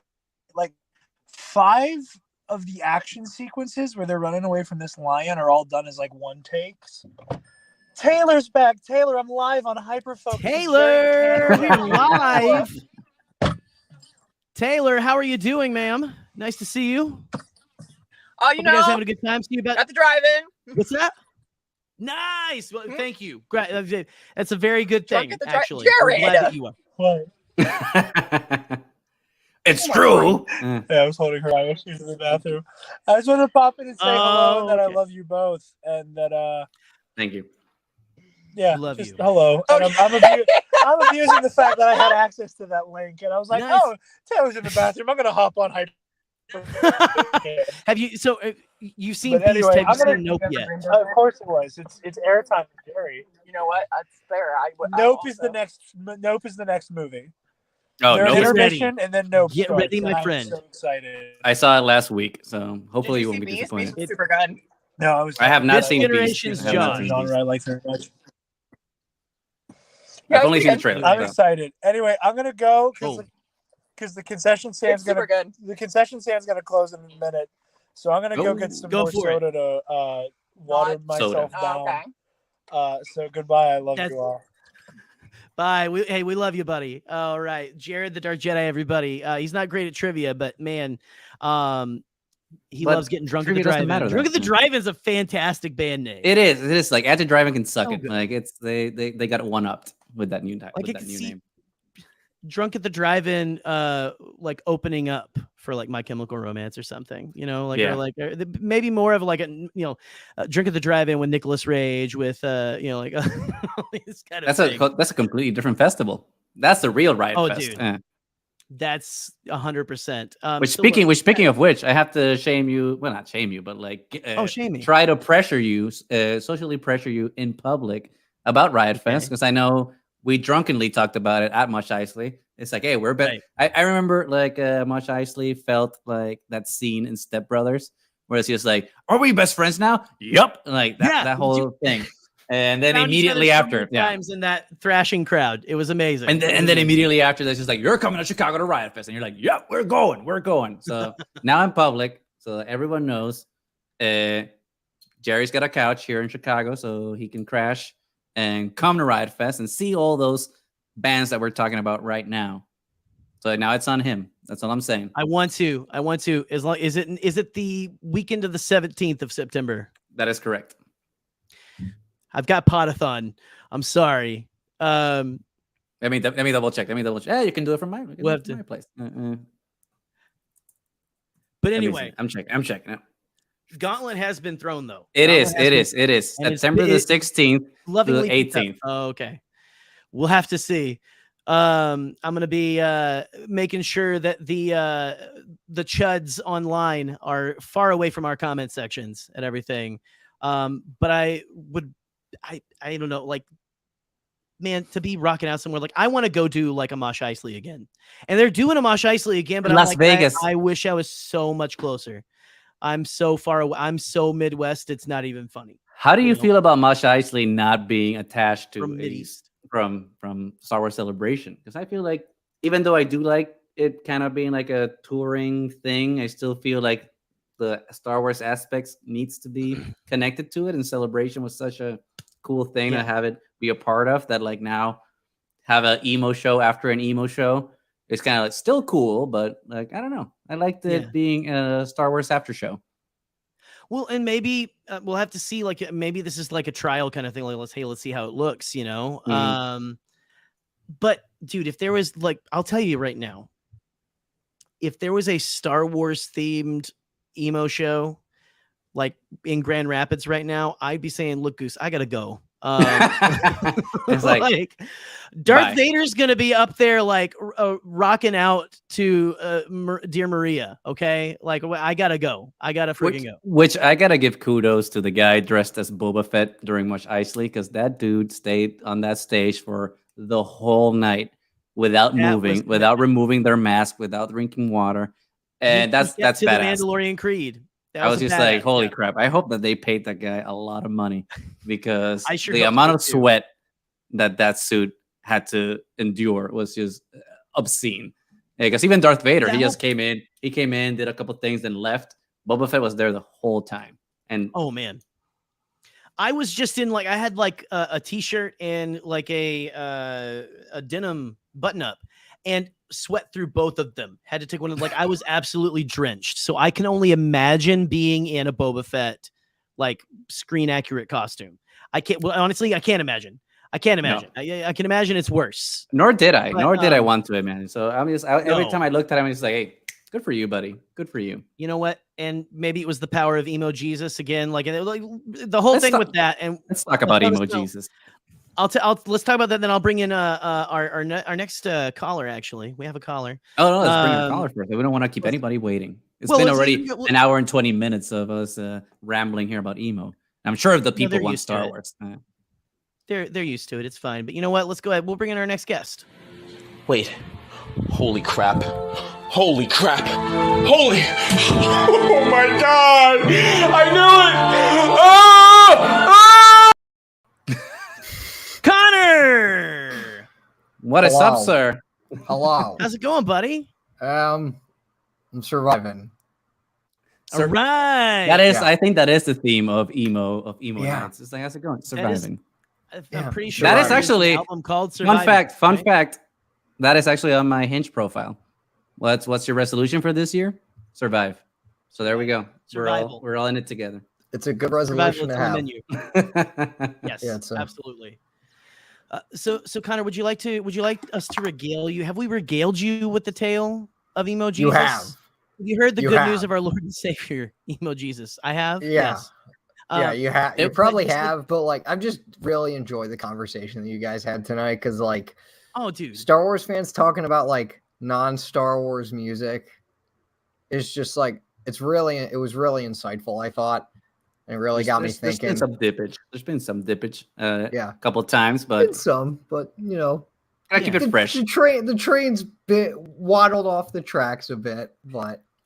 Hot take. I think talking about Star Wars all the time is boring. Let's be honest. I mean, you gotta get burnout. You always get burnt. You do. Out. I do this show so I don't get burnt out. You know, like that's one of those things. You know, like I got to talk about other things, but no, yeah, you know. And if you want, by the way, if you want good emo music, that is also Star Wars music, Galactic Empire. They do covers of all of like the old school, like John Williams numbers and everything, like John Williams score. Like they do it in like one song, like it's metal. It's like, I mean, it's the Blink Squad 82 got that cover. Trans-Siberian Orchestra with Star Wars is what it is. But check out Galactic Empire; they're fantastic. Anyway, Connor, you were mentioning you wanted to talk about you couldn't wait to talk about your musical journey. And I don't know if that's something you want to share with us or anything. Sure. Yeah. I'll play the gospel of emo Jesus later. You know, it's fine. Yeah. Whatever. So basically, Lord and Savior. It started in 2010 when I was in middle school. Okay. And up to that point, I listened to a lot of other genres just in general. But like, there was this one radio station in particular that my parents would put on in the car. Sometimes like they would change radio stations, obviously, like on car rides. But like there was this one that always really caught my ears that played just a lot of alternative rock music. And so I got into bands like Switchfoot, like Death Cab for Cutie, like Of Monsters and Men. I love Death Cab. Through and just many other really just sort of niche, but also mainstream bands through that station. And so it was at that point that I realized, like, you know what? This type of rock is kind of my thing. So I've always been like a big alternative rock type person. I definitely dip my toes into other genres of music, like rap, like soundtracks, obviously. Where would I be with Star Wars without the music? Absolutely. But alternative rock has just been kind of like my big mainstay. That like all the other genres of rock I've kind of just branched out to. So like classic rock, which is it's so freaking weird to like someone was like, "Oh yeah, Soundgarden's classic rock." I'm like, no, they're not.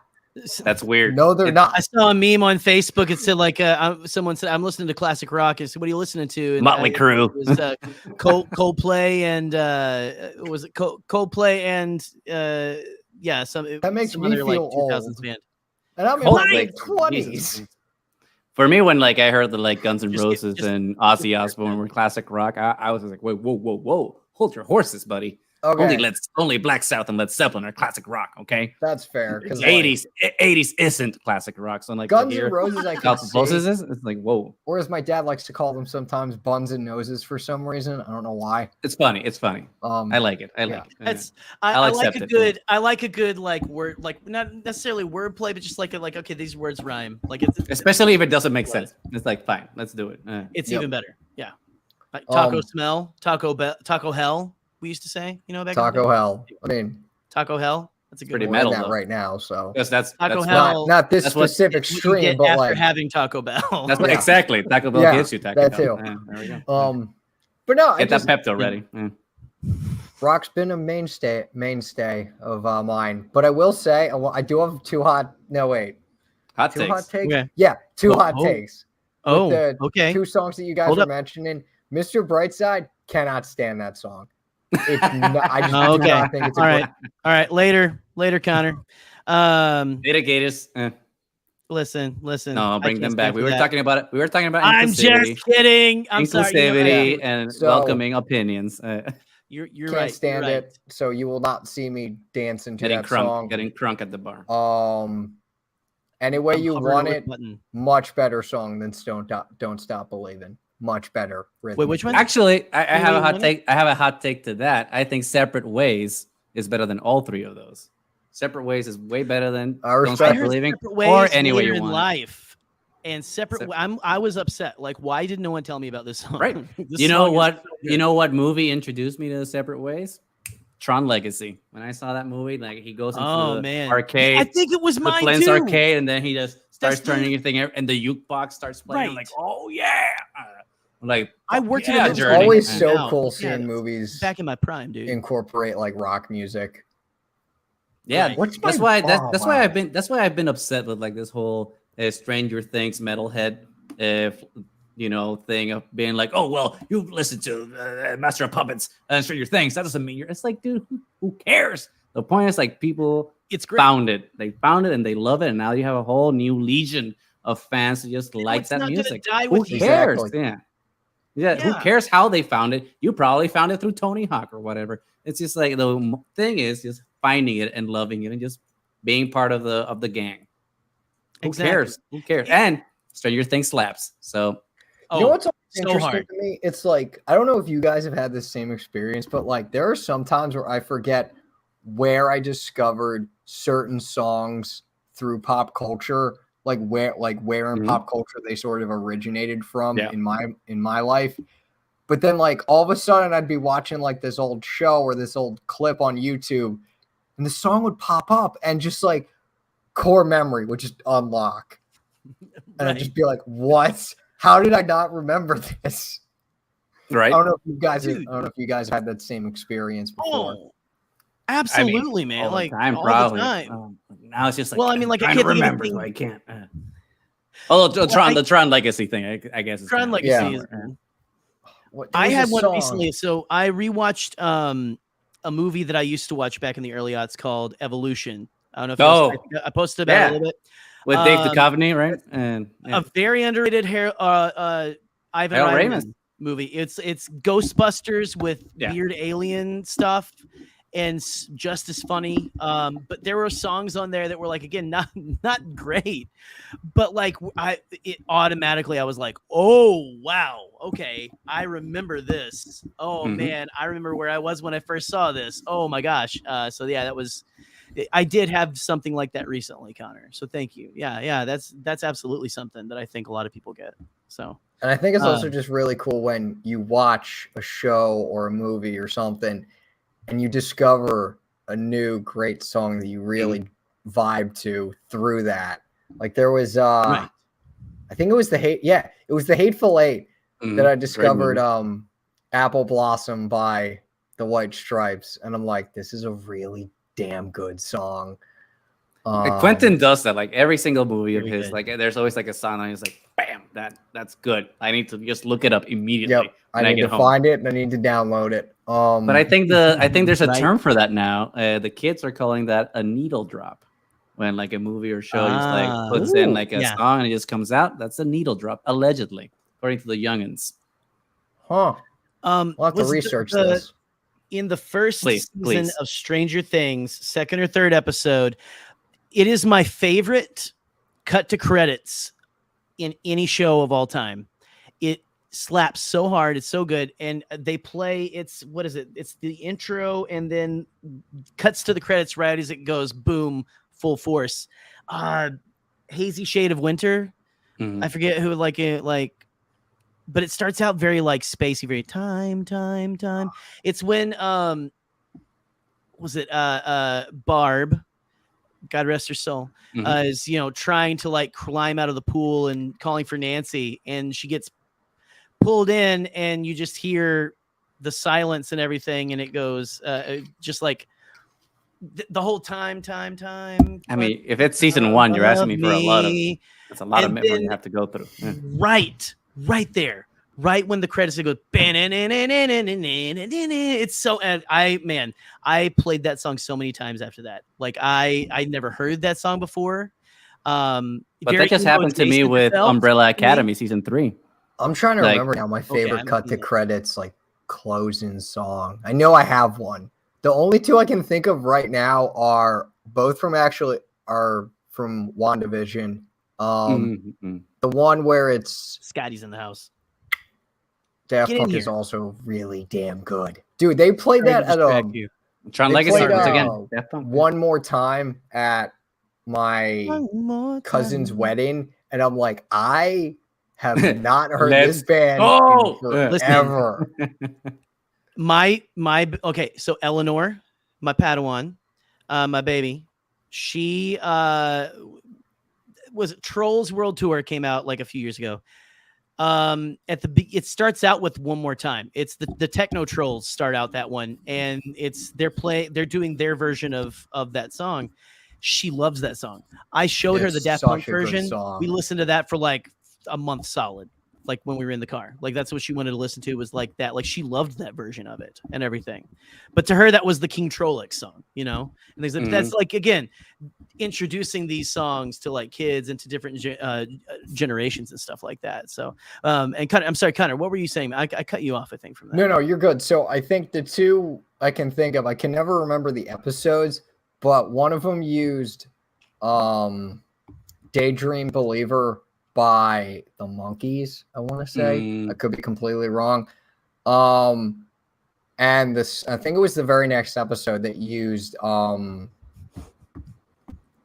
one of the 3 Jimi Hendrix songs I know. Voodoo Child. It's like it's not even him saying, it's just the opening guitar riff. It's just beautiful. It's incredible. But I know there's more like cut to credits songs that I just, if I see them, I'll be like, yep, this is it. That's a whole episode, honestly, in and of itself. Like you could like do something like that. But in fact, me and Scotty hit not on mic, but like off stream and everything, have like talked about like that ending of Stranger Things I was talking about and everything. Like we just like talking about that's just, to me, and I think Scotty agrees with me, that's like the quintessential, like the best use of they use their 80s music. They keep to the like time period, but they use it so well. Yeah, absolutely incredibly and stuff. But speaking of, listen, Scotty is all over this chat right here. What a mess. I thought Steve should have died. I was like rooting for my boy Eddie, and then like they took it. Spoiler alert, guys! I'm sorry. And then I've never seen anything from Stranger Things, so I don't know. Sorry. Gus, talk away. He doesn't mind. Spoil away. I will not care. My parents literally came down July 4th weekend, and they're like big into my mom and my sister are like big into Stranger Things. They just watched it as I was just on my phone, just like chatting with friends. Like, yeah, my parents are literally watching like the season 4 finale, and I'm just like, someday, Connor, you're gonna sit down with me and Scotty and Goose, okay? And we're gonna watch Stranger Things, and we're all gonna freak out. It's gonna be good. It's gonna be a great experience. It's gonna be a great experience. You're gonna love it. It's amazing. It's amazing. But I mean, as much as I like Steve, Eddie, Eddie's my guy. Like I resonated with him a lot. Great. And all of a sudden, the fact that every single character survives every single season, and the fact that the metalhead died, I felt personally slighted by that. I was like, oh, okay, Yes. I see how it is. There's He no was justice so- for the I was rock ready for and him roll to- community. Eh. He fit in so well with the rest of the group. I loved it so much, and it's just anyway. Stranger Things is getting weirder and weirder. Who knows? Maybe we'll see him again. Yeah, It'll be if great. Hopper could do it, so can Eddie. Yeah, if people can come back from the dead or escape narrowly, and he wasn't the upside down. There's like a so comedy where who like knows what the someone rules thinks are. someone died and they go like, I just went just because someone does that doesn't mean they're dead. It's like Cat Bane. Oh well, the thing was beeping, so he's not dead. It's just like, okay. Yeah, well, no, he's not dead. Who He's knows dead. anymore? He's I dead, think Jerry. I think Cat Bane's. I don't want him to be He dead, ain't but I dead. think he's dead. Yeah. I think Cat Bane's let twin him brother never might die. be coming along, but Bad Kane. Oh, there we go. I like that. With two Oh, D's man. though. It's bad with Here two we go. D's. Here we go. Got to Star Listen. Wars-ify it somehow.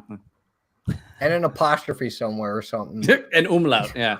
Umlaut, Something. Yeah, we need to do something. Well, listen, I've got an umlaut expert actually in the background right now. I'm gonna go ahead and bring them in to join this conversation because I think we need to add a fourth. We need to add a fourth to this. So here we go. I gotcha. Do you know who I am? I am John Cena!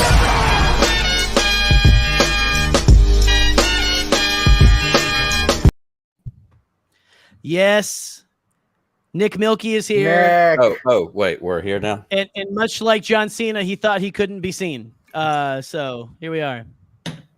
I don't know much Yes. about wrestling, but I know. I don't know much. either, but I know that you can't see me. I I know know that vague stuff. I know at the top of this show when you brought Goose in using that same intro.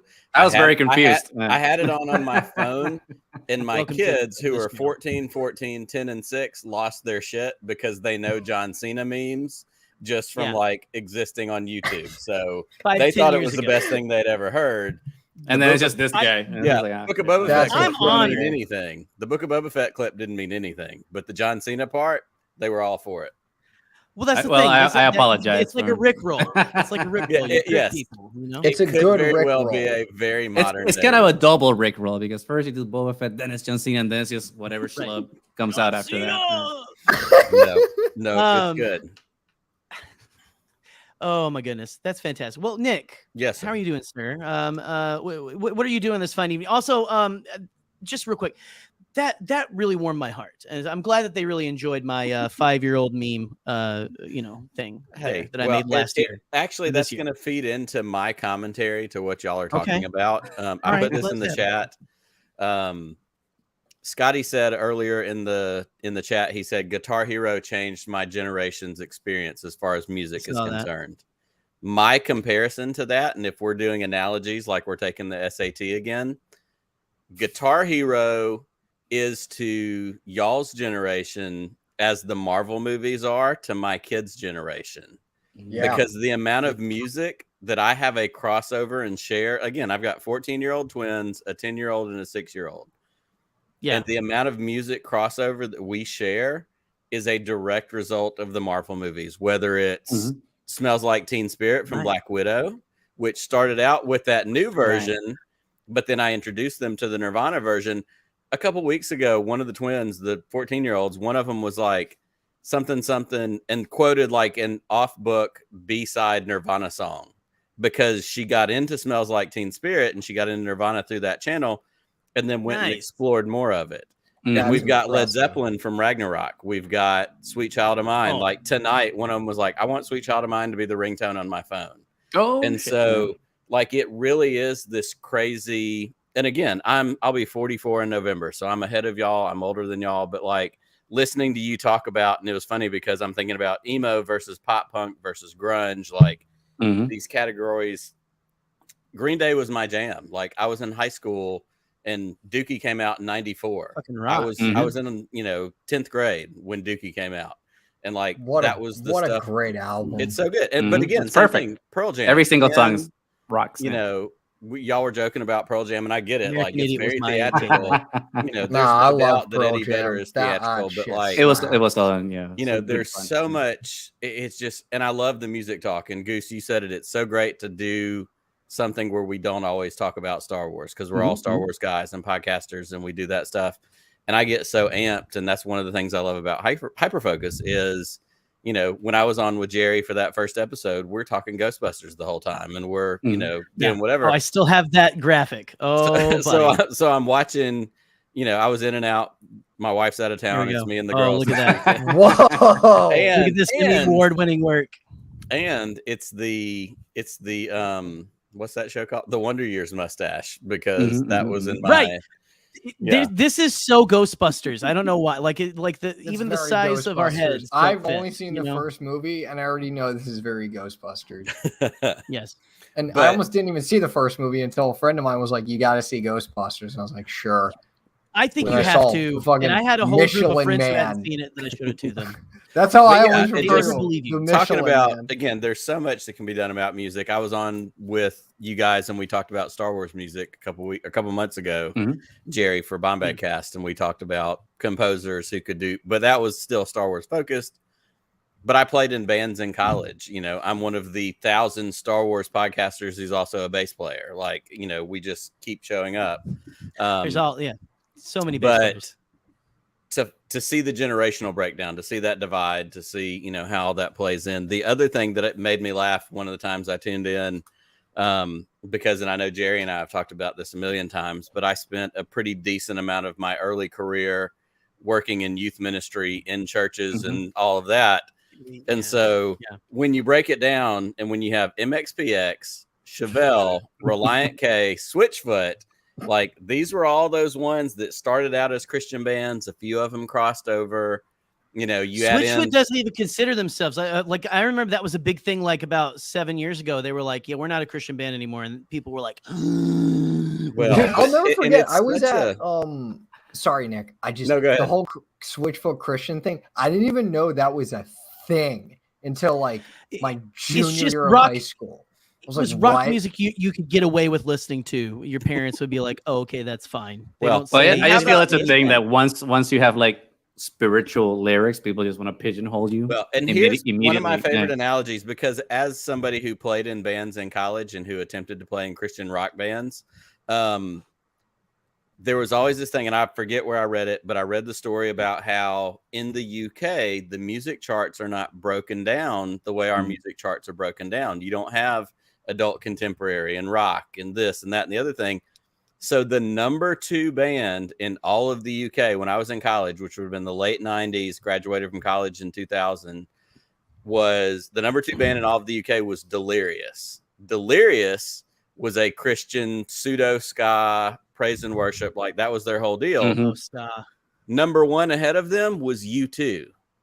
Like, the divide was that close. But in the United States, we have rock, we have rap, we have country, we have this, we have that. And then there was a Christian chart, which meant you had this like B grade sub quality. Like, honestly, it was the easy way to get into doing some sort of music thing, because for the most part, didn't Katy Perry start out Christian as well? Like, she started doing gospel and stuff. And then I saw Katy Perry in Montgomery, Alabama when she was 17 years old. She opened for Bebo Norman at a church that's literally around the corner from my house. Fucking way. Yes, absolutely. And her name, she was Katie. I forget what her actual last name is. It's not Perry, but it's Katie something else. And she opened for Bebo Norman, and she was 17. I was like a junior in college, whatever. So yeah, she absolutely started out there. Wow. But it's so funny because of how all that stuff shakes out and how it breaks down. And I was, so this was the other one that made me laugh. POD. Everybody remember POD? POD. Now I know they're almost buying one of their CDs. And they ended up on MTV with, I forget what the name of the song was, but they got into that like pseudo crossover mode for a minute, and they were on TRL and all that kind of stuff back in the day. So that other part of this conversation always cracks me up. So I love hearing the generational differences, not only between me and you guys, but then also, like I said, parlaying it into like the differences between me and my kids, and listening to them be pumped about Led Zeppelin, pumped about, Guns N' Roses, I pumped mean, about. you can't not Right. be pumped about Led Zeppelin. Well, let's I be mean, real here. You're talking to a guy who was born You in gotta get the lead out. 1978. You know who's not Put pumped it. about Led Zeppelin? It's Robert Plant. I was going to say read the Robert Plant. Probably. I read that article yesterday. It's like, bro, calm down. Your One of the majority of your best- set list is Led Zeppelin. So One you're of the still pumped best about it. rock and roll biographies. It may not be official or sanctioned or whatever, but there's a book called Hammer of the Gods that's all about Led Zeppelin, and it's incredible. Awesome. I highly recommend everybody check that out. I will write that down. I mean, just with that title alone. Yeah. Everyone should be Heavy taking focus notes on John during Bonham, Hyperfocus. all of it. So good stuff. R.I.P. to one of the greats. Yep. I mean, we still got Jason, so like we can still get. I mean, and they did it. They did it in 2007. They can do Yes, it they again. did. Robert Plant. Well, and if get the money, yeah. That's right. Get that bag. I'm trying to remember what my first exposure to Grease the Zeppelin wheels a little bit. was. Okay. I can't remember actually. While you try to figure it out, I will also recommend one other thing that you can search for on YouTube. Get those pins ready. That's right. Write it down, kids. Old guy music talk coming at you. My favorite band of all time is the Foo Fighters. I'm a dyed-in-the-wool hardcore Foo Fighter. Fighters. Like, if there's it, I like, feel that's one of those Venn diagrams as well. They hover everywhere. If I could like- hang out with a celebrity, like Dave Grohl's the one I want to hang out with. Like, there's nobody on earth that I'm like, he's the coolest, He is raddest, normal, like whatever. Years ago, I don't know what their the year horror was. movie they made recently too. Sorry, Yes, I haven't got Studio to it yet. 666. Studio 666, yeah. They played a show at the O2 in the UK, which is that huge outdoor whatever. And they played Rock and Roll by Led Zeppelin. And Taylor comes out, R.I.P. again. Taylor comes out and sings lead vocals on Rock and Roll. Dave goes back and plays drums. John Paul Jones. And John Paul Jones is there playing the bass, and it's incredible. Like, gives me chills just to talk about it. So look up Foo Fighters Rock and Roll at the O2 and just go to bed to that tonight because it's amazing. If you like the Foos, if you like Led Zeppelin, if you like rock and roll at all, like, it's legit. So At the those are my U2? contributions. O2. At the Okay. The O2, yeah, it's an arena. U2 is a band that like because like shoved their John music Paul into your Jones iPod. and Dave Grohl playing Yeah. in the same I band. remember that. Yep, Like it's for real. Yeah, everyone's like, what the fuck? Why is this on my phone? Yeah, I don't. Get out of here, Bono. What the hell, I only- Bono? I only need Joshua Tree. Get the Am I a hell out starving of here. child? Go fix No. global warming or something. Leave me Yeah. alone. Get the, oh. Yeah, I think All my these- first All exposure these phone was batteries like are making we it had hot, the making it hotter. Okay. greatest hits album, Mhm. Mothership. Yep. And so like Yeah. I just kind of discovered them through that, and I'm like, yeah, these guys are really good. And I remember hearing about like Stairway to Heaven, Stairway to Heaven, Stairway to Heaven, and I'm like, It was Wayne's World. It was Wayne's World when the guy stopped him in the music store and he pointed at the sign that said "No stairway." no, yeah. That is a and thing. I'm like, That is I a think I thing. finally listened to that song in like, I think it was like the summer going into sophomore or junior year of high school, and I'm like, this is really fucking good. Well, the cool thing about that song for me was not just that the song is cool, was like then reading all the information about it. That if you played it Yes. backwards, it's all the satanic messages about it. It's just like, okay, I gotta listen to it. I remember So then hearing I just don't like, even what, care about all that. I just Yeah, like listen to the 15, 16 years old, like listening to the backwards stuff in the dark in my room, like what the fuck? And the Hotel, Like, the no Hotel wonder California one, and the album Yeah. cover picture where he's up on the balcony and it's the whole thing. Just that's what it was, kids. That's what rock and roll was in the 60s and 70s and 80s. It was and making the older people really scared. That's what you were trying to do. You were That's what trying we to try scare to do the now. old. it was one of the best things in my life when I was probably in like early That's how you junior get those high. stuff done, though. When I was in early junior high and I found out that my mother's favorite band or favorite singer growing up was Alice Cooper, I was like, wait, what? My mom was a cool person? Like, when did this Right. happen? And then like, it was one of these yeah. revelations. Because all I knew was like, as a kid, she loved Kenny Rogers and went to Kenny Rogers concert. I'm like, what are we talking about here? Cool. Yeah. But then there was that whole Alice Cooper phase, and I'm like, oh, okay. So you get some street cred out of that. Yeah, That's he's the legit. pseudo emo. That's the pseudo. That's the proto goth. Oh, That's yeah, proto. I mean, Yeah, I was saying, if you're proto. getting into Alice HIM, Cooper, you know, yeah. you're getting some Pink Floyd with the Wall going on. Like, that was its own, Oh mode. man. The theater I worked at for 8 years, they did midnight movies the first few years they were open. They do The Wall. They showed Pink Floyd The Wall. And that was life changing. Wizard of Oz. Mm-hmm. No. That would have been awesome. Like Wizard of Oz with Ark of the Moon. The actual planetarium film here do that. Went along with it, like where the kids are walking into the meat grinder and everything. Yeah. Like it was just like I remember being like very like, I was affected in the best way. Not traumatized. It was just like, wow, this is some heavy imagery. Like, it was kind of life changing there. Our local planetarium does the laser light. A little heavy handed, yeah. And they do a wall laser light show, and it's fantastic. I need to go see Roger Waters. I went to see David Gilmour, and he had like the whole like Live in Pompeii screen, the circular screen, and everything with all the lasers, and that was dope. But I need to go now see Roger Waters because he's a little more hardcore with his visuals. That's right. So, and we don't know how much longer we're going to have some of those. Exactly. I just need to go to a rock concert. The only concert I've ever been to was a Justin Timberlake one that I fell asleep at within 20 minutes or so.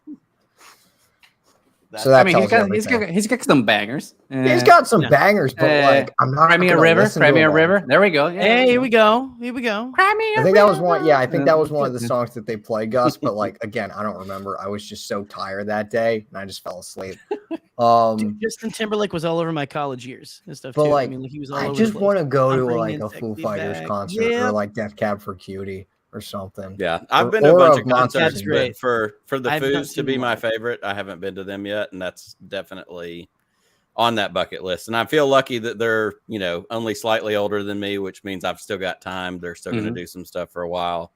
And I don't know if it's happened yet or if it's coming up, but they're having that big 2-day Taylor tribute concert coming up sometime soon. And I've been looking at, there's no way I could go to it, but it's amazing. Like there's one actually in the UK and there's one on this side of the pond.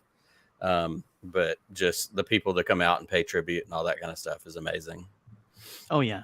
That was, yeah. Ooh.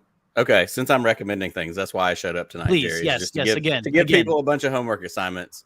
Fun homework though. Fun homework. That's right. Yeah. In 2020, when pandemic started, if you didn't see the BBC One version of Times Like These that they did, it's incredible. It's a whole bunch of like British music artists and Dave Grohl, and they do Times Like These as like an acoustic slowed down version, and it's phenomenal. I think I saw that. And it was all about like lockdown and everybody being isolated and the whole thing. Times Like These, BBC, search it on YouTube. It's again, something else that I found during that time. We were home all together, the 6 of us as a family. And even now on all my kids' playlists, they're like, oh, that song's on there for sure. Like, we love that song. And it's a great song to start with. But the way they did it and the acoustic version of it and just all these artists, and that was the thing. Everybody recorded their parts from home. And then I'm sure they sent them all to Dave. He put it all together, edited it. And then, like, it ends with Dave shows up in the middle of it. I think Taylor's in it. And then it ends with, like, Chris Martin. But you've got, I can't even think of who all's in it, but it's fantastic. So Times Like These, BBC, search it up on YouTube. Absolutely. Yeah. Like I remember all of that kind of stuff. A lot of sad, but really good. Like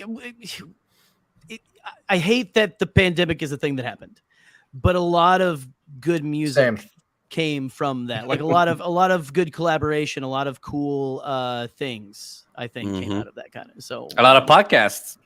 Yes. A lot. Yes. Yeah. If it weren't for the pandemic, a lot of us might not have actually even met exactly. collaboration or even have like the channels that we have. So.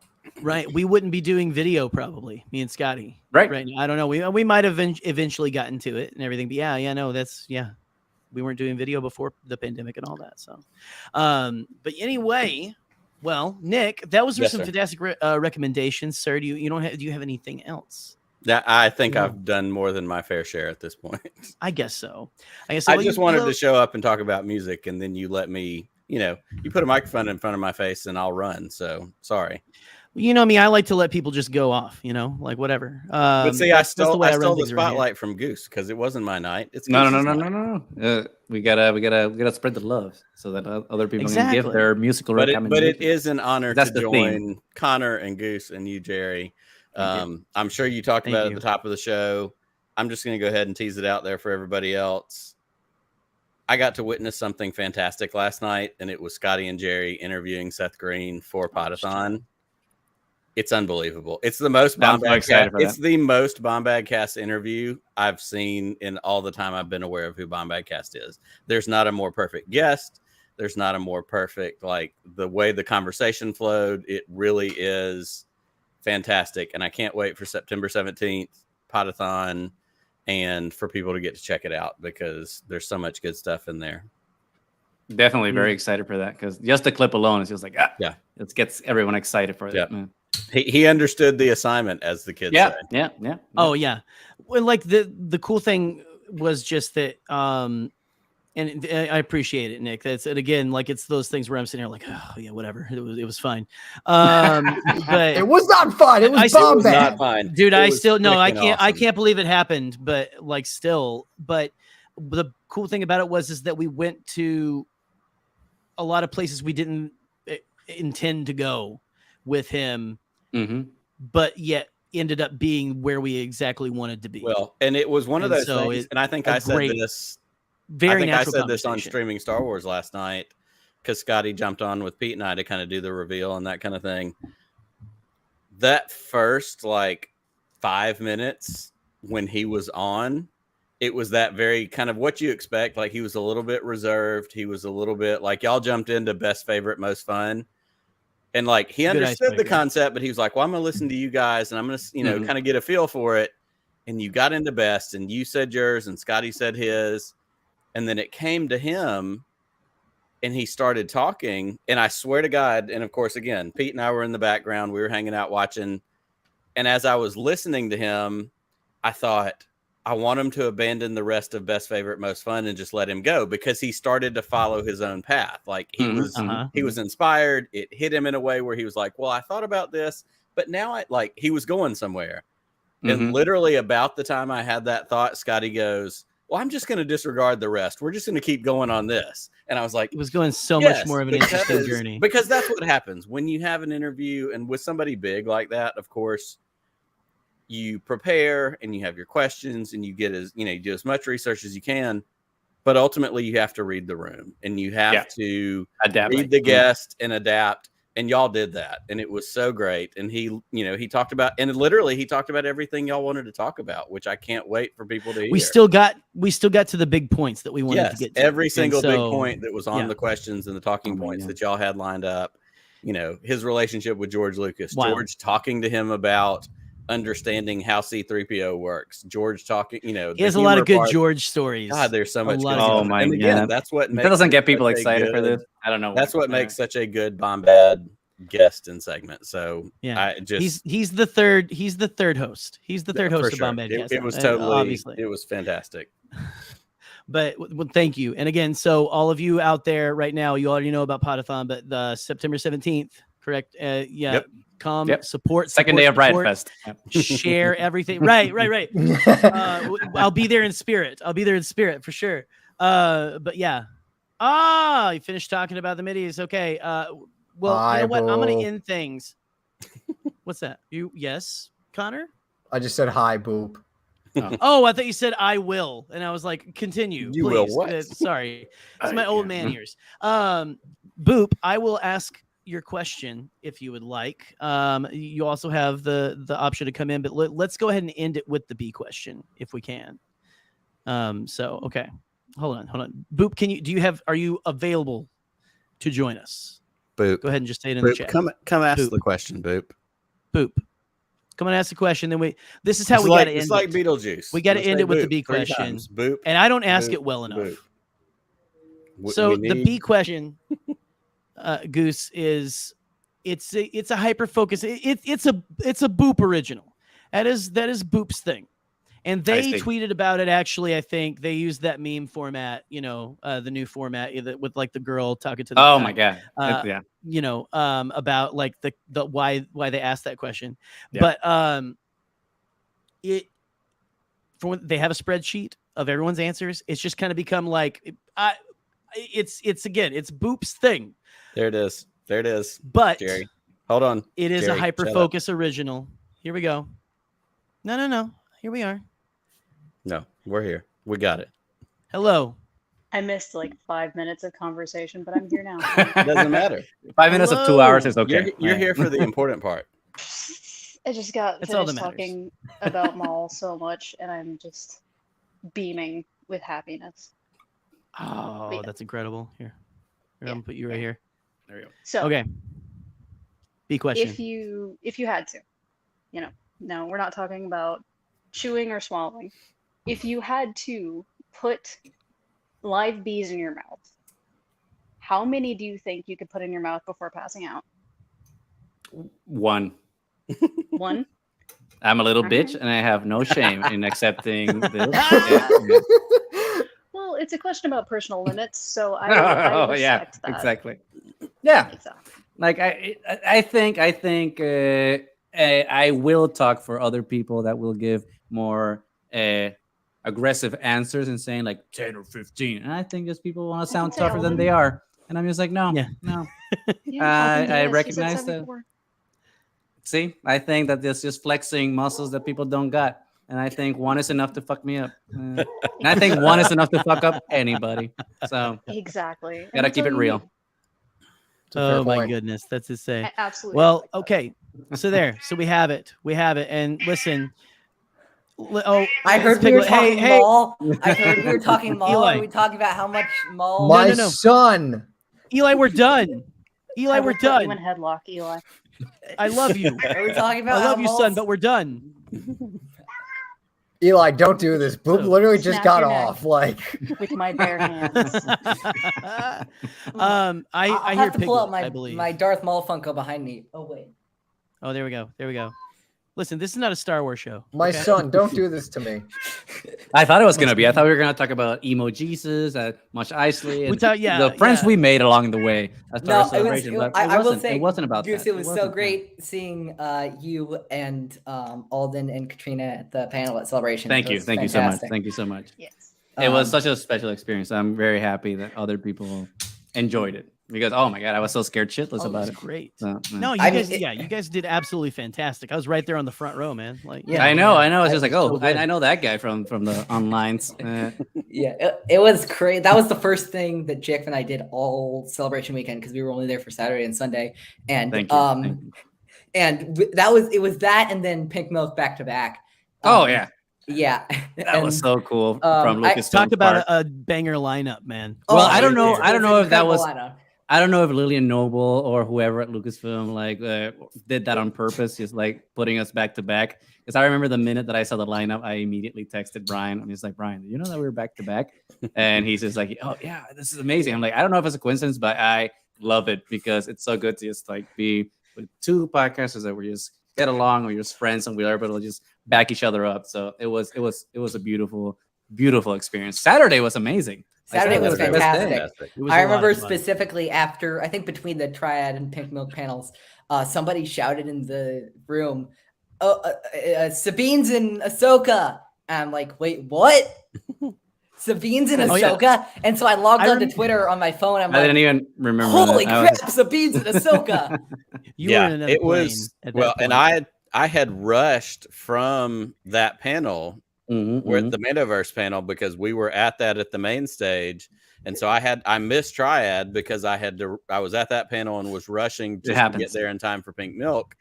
And then No, and it's you're right, it's Eli. Like inexcusable. Saturday was so good because we did that, and then we had the ATG cast meetup afterwards, and we were all out Absolutely. into the TIE Fighter, and like I just kept, every time I turn around, I'm like, it's more people that I know. It's more people that I'm excited to see. That was Like it just kept fantastic. going.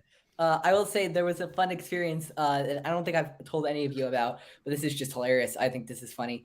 There was so Jacob was taking a picture with like a brightly colored rainbow stormtrooper cosplay at the ATG meetup. Mm-hmm. Yeah.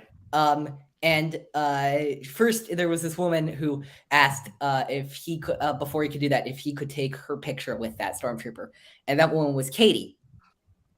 And he did not know it was Katie until after he had taken her picture and she had taken it. I'm like, you know who that is, right? He's like, no, I have no idea who that is. I'm like, it's Katie. It's Scotty's fiance. Wow. The Katie. Now she's now on Twitter as well. Now verified on Twitter. That's yeah. right.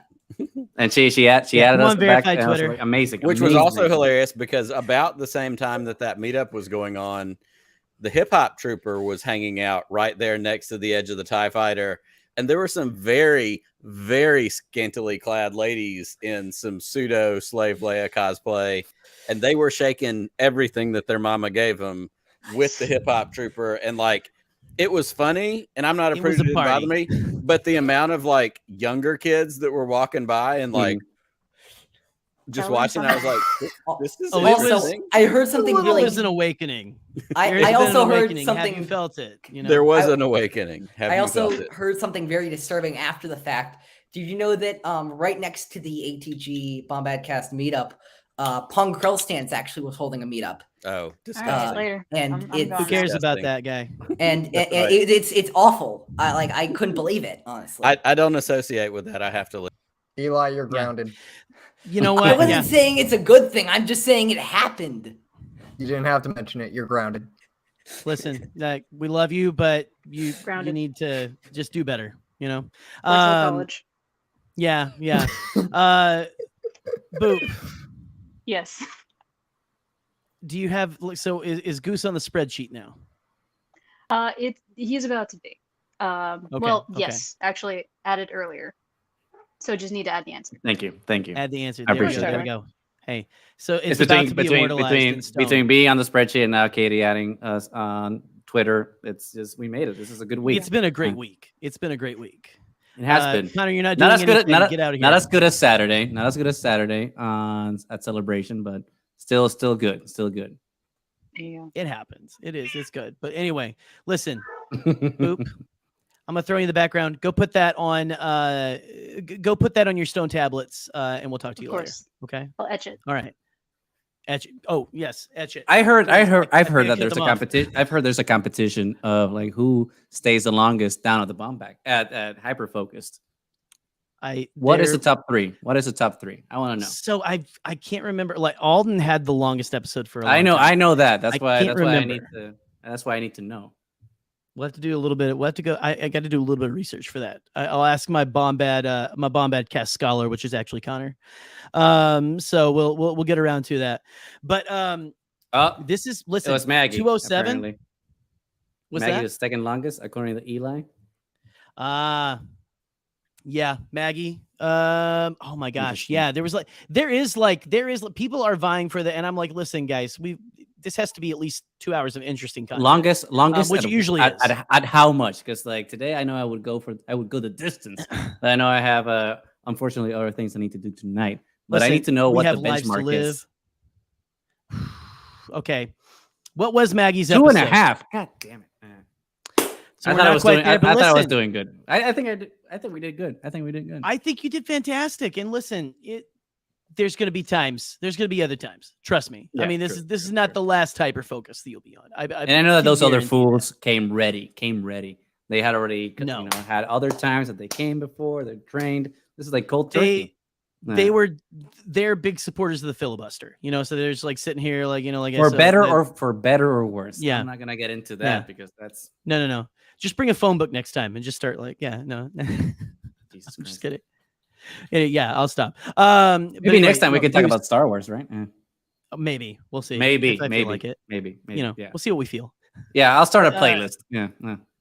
Oh please. Oh yeah, we're gonna have to post some playlists after this episode for sure. Maybe. And I don't know what the things with YouTube is, so that your fair use all that stuff, so that we don't get taken down. But gotta figure that out. Not playing that stuff here. Yeah. We can post a song track lists on Twitter or something, maybe something like that. Right. There we go. And we'll tag Anthony so that he can come and bless. So Emo Jesus can bless. Emo Jesus. Well, Matt Martin was like emo god, I guess, because he was like in the background, just like doing his thing. He's a big time old school. Yeah. I was surprised that like Anthony just joined the mosh pit with us, and Matt just stayed at the background, just like, okay, I'm gonna let you do your thing, that bro. Anthony walked through and the crowd parted without even knowing he was there. It felt like it just was like his. It was beautiful. It was beautiful, and it was great. But I felt it was kind of meant to be to an extent because he suddenly like ended up with us, and he was just there with us while they were doing My Chemical Romance and stuff. And I was just like, hey, he knows who the real ones are. So Anthony Carboni, just follow me back, I guess, on Twitter. That's all we're saying. That's all we're saying. Just follow us back. Just follow us back. And if you want an interview, you know, we can do it together. We don't have to go. We'll just make a new channel, Emo Wars or whatever we want to call it, and we'll just have Anthony Carboni, and then we'll close the channel afterwards. Nice. Yeah. Just listen, like the bands that do one great album and then go away. Well, dude, thank you. Like Chump. Quit while you're ahead. Yes, exactly. Goose, thank you so much though for joining me, and thank you for inviting me, and thank you for putting up with rescheduling with the whole Coheed and Cambria thing. I appreciate it. Listen, thanks for being accommodating. I poured an alcoholic beverage on my computer just so I didn't have to do the show that weekend. So it's great. You know, I appreciate that. That's very mature of you. That's my commitment. So no worries. It's very mature. Yes, very much. But anyway, thank you again for stopping by. Thank all of you for hanging out with us, all you guys backstage and all that. And until next time, I still don't know how to end the show.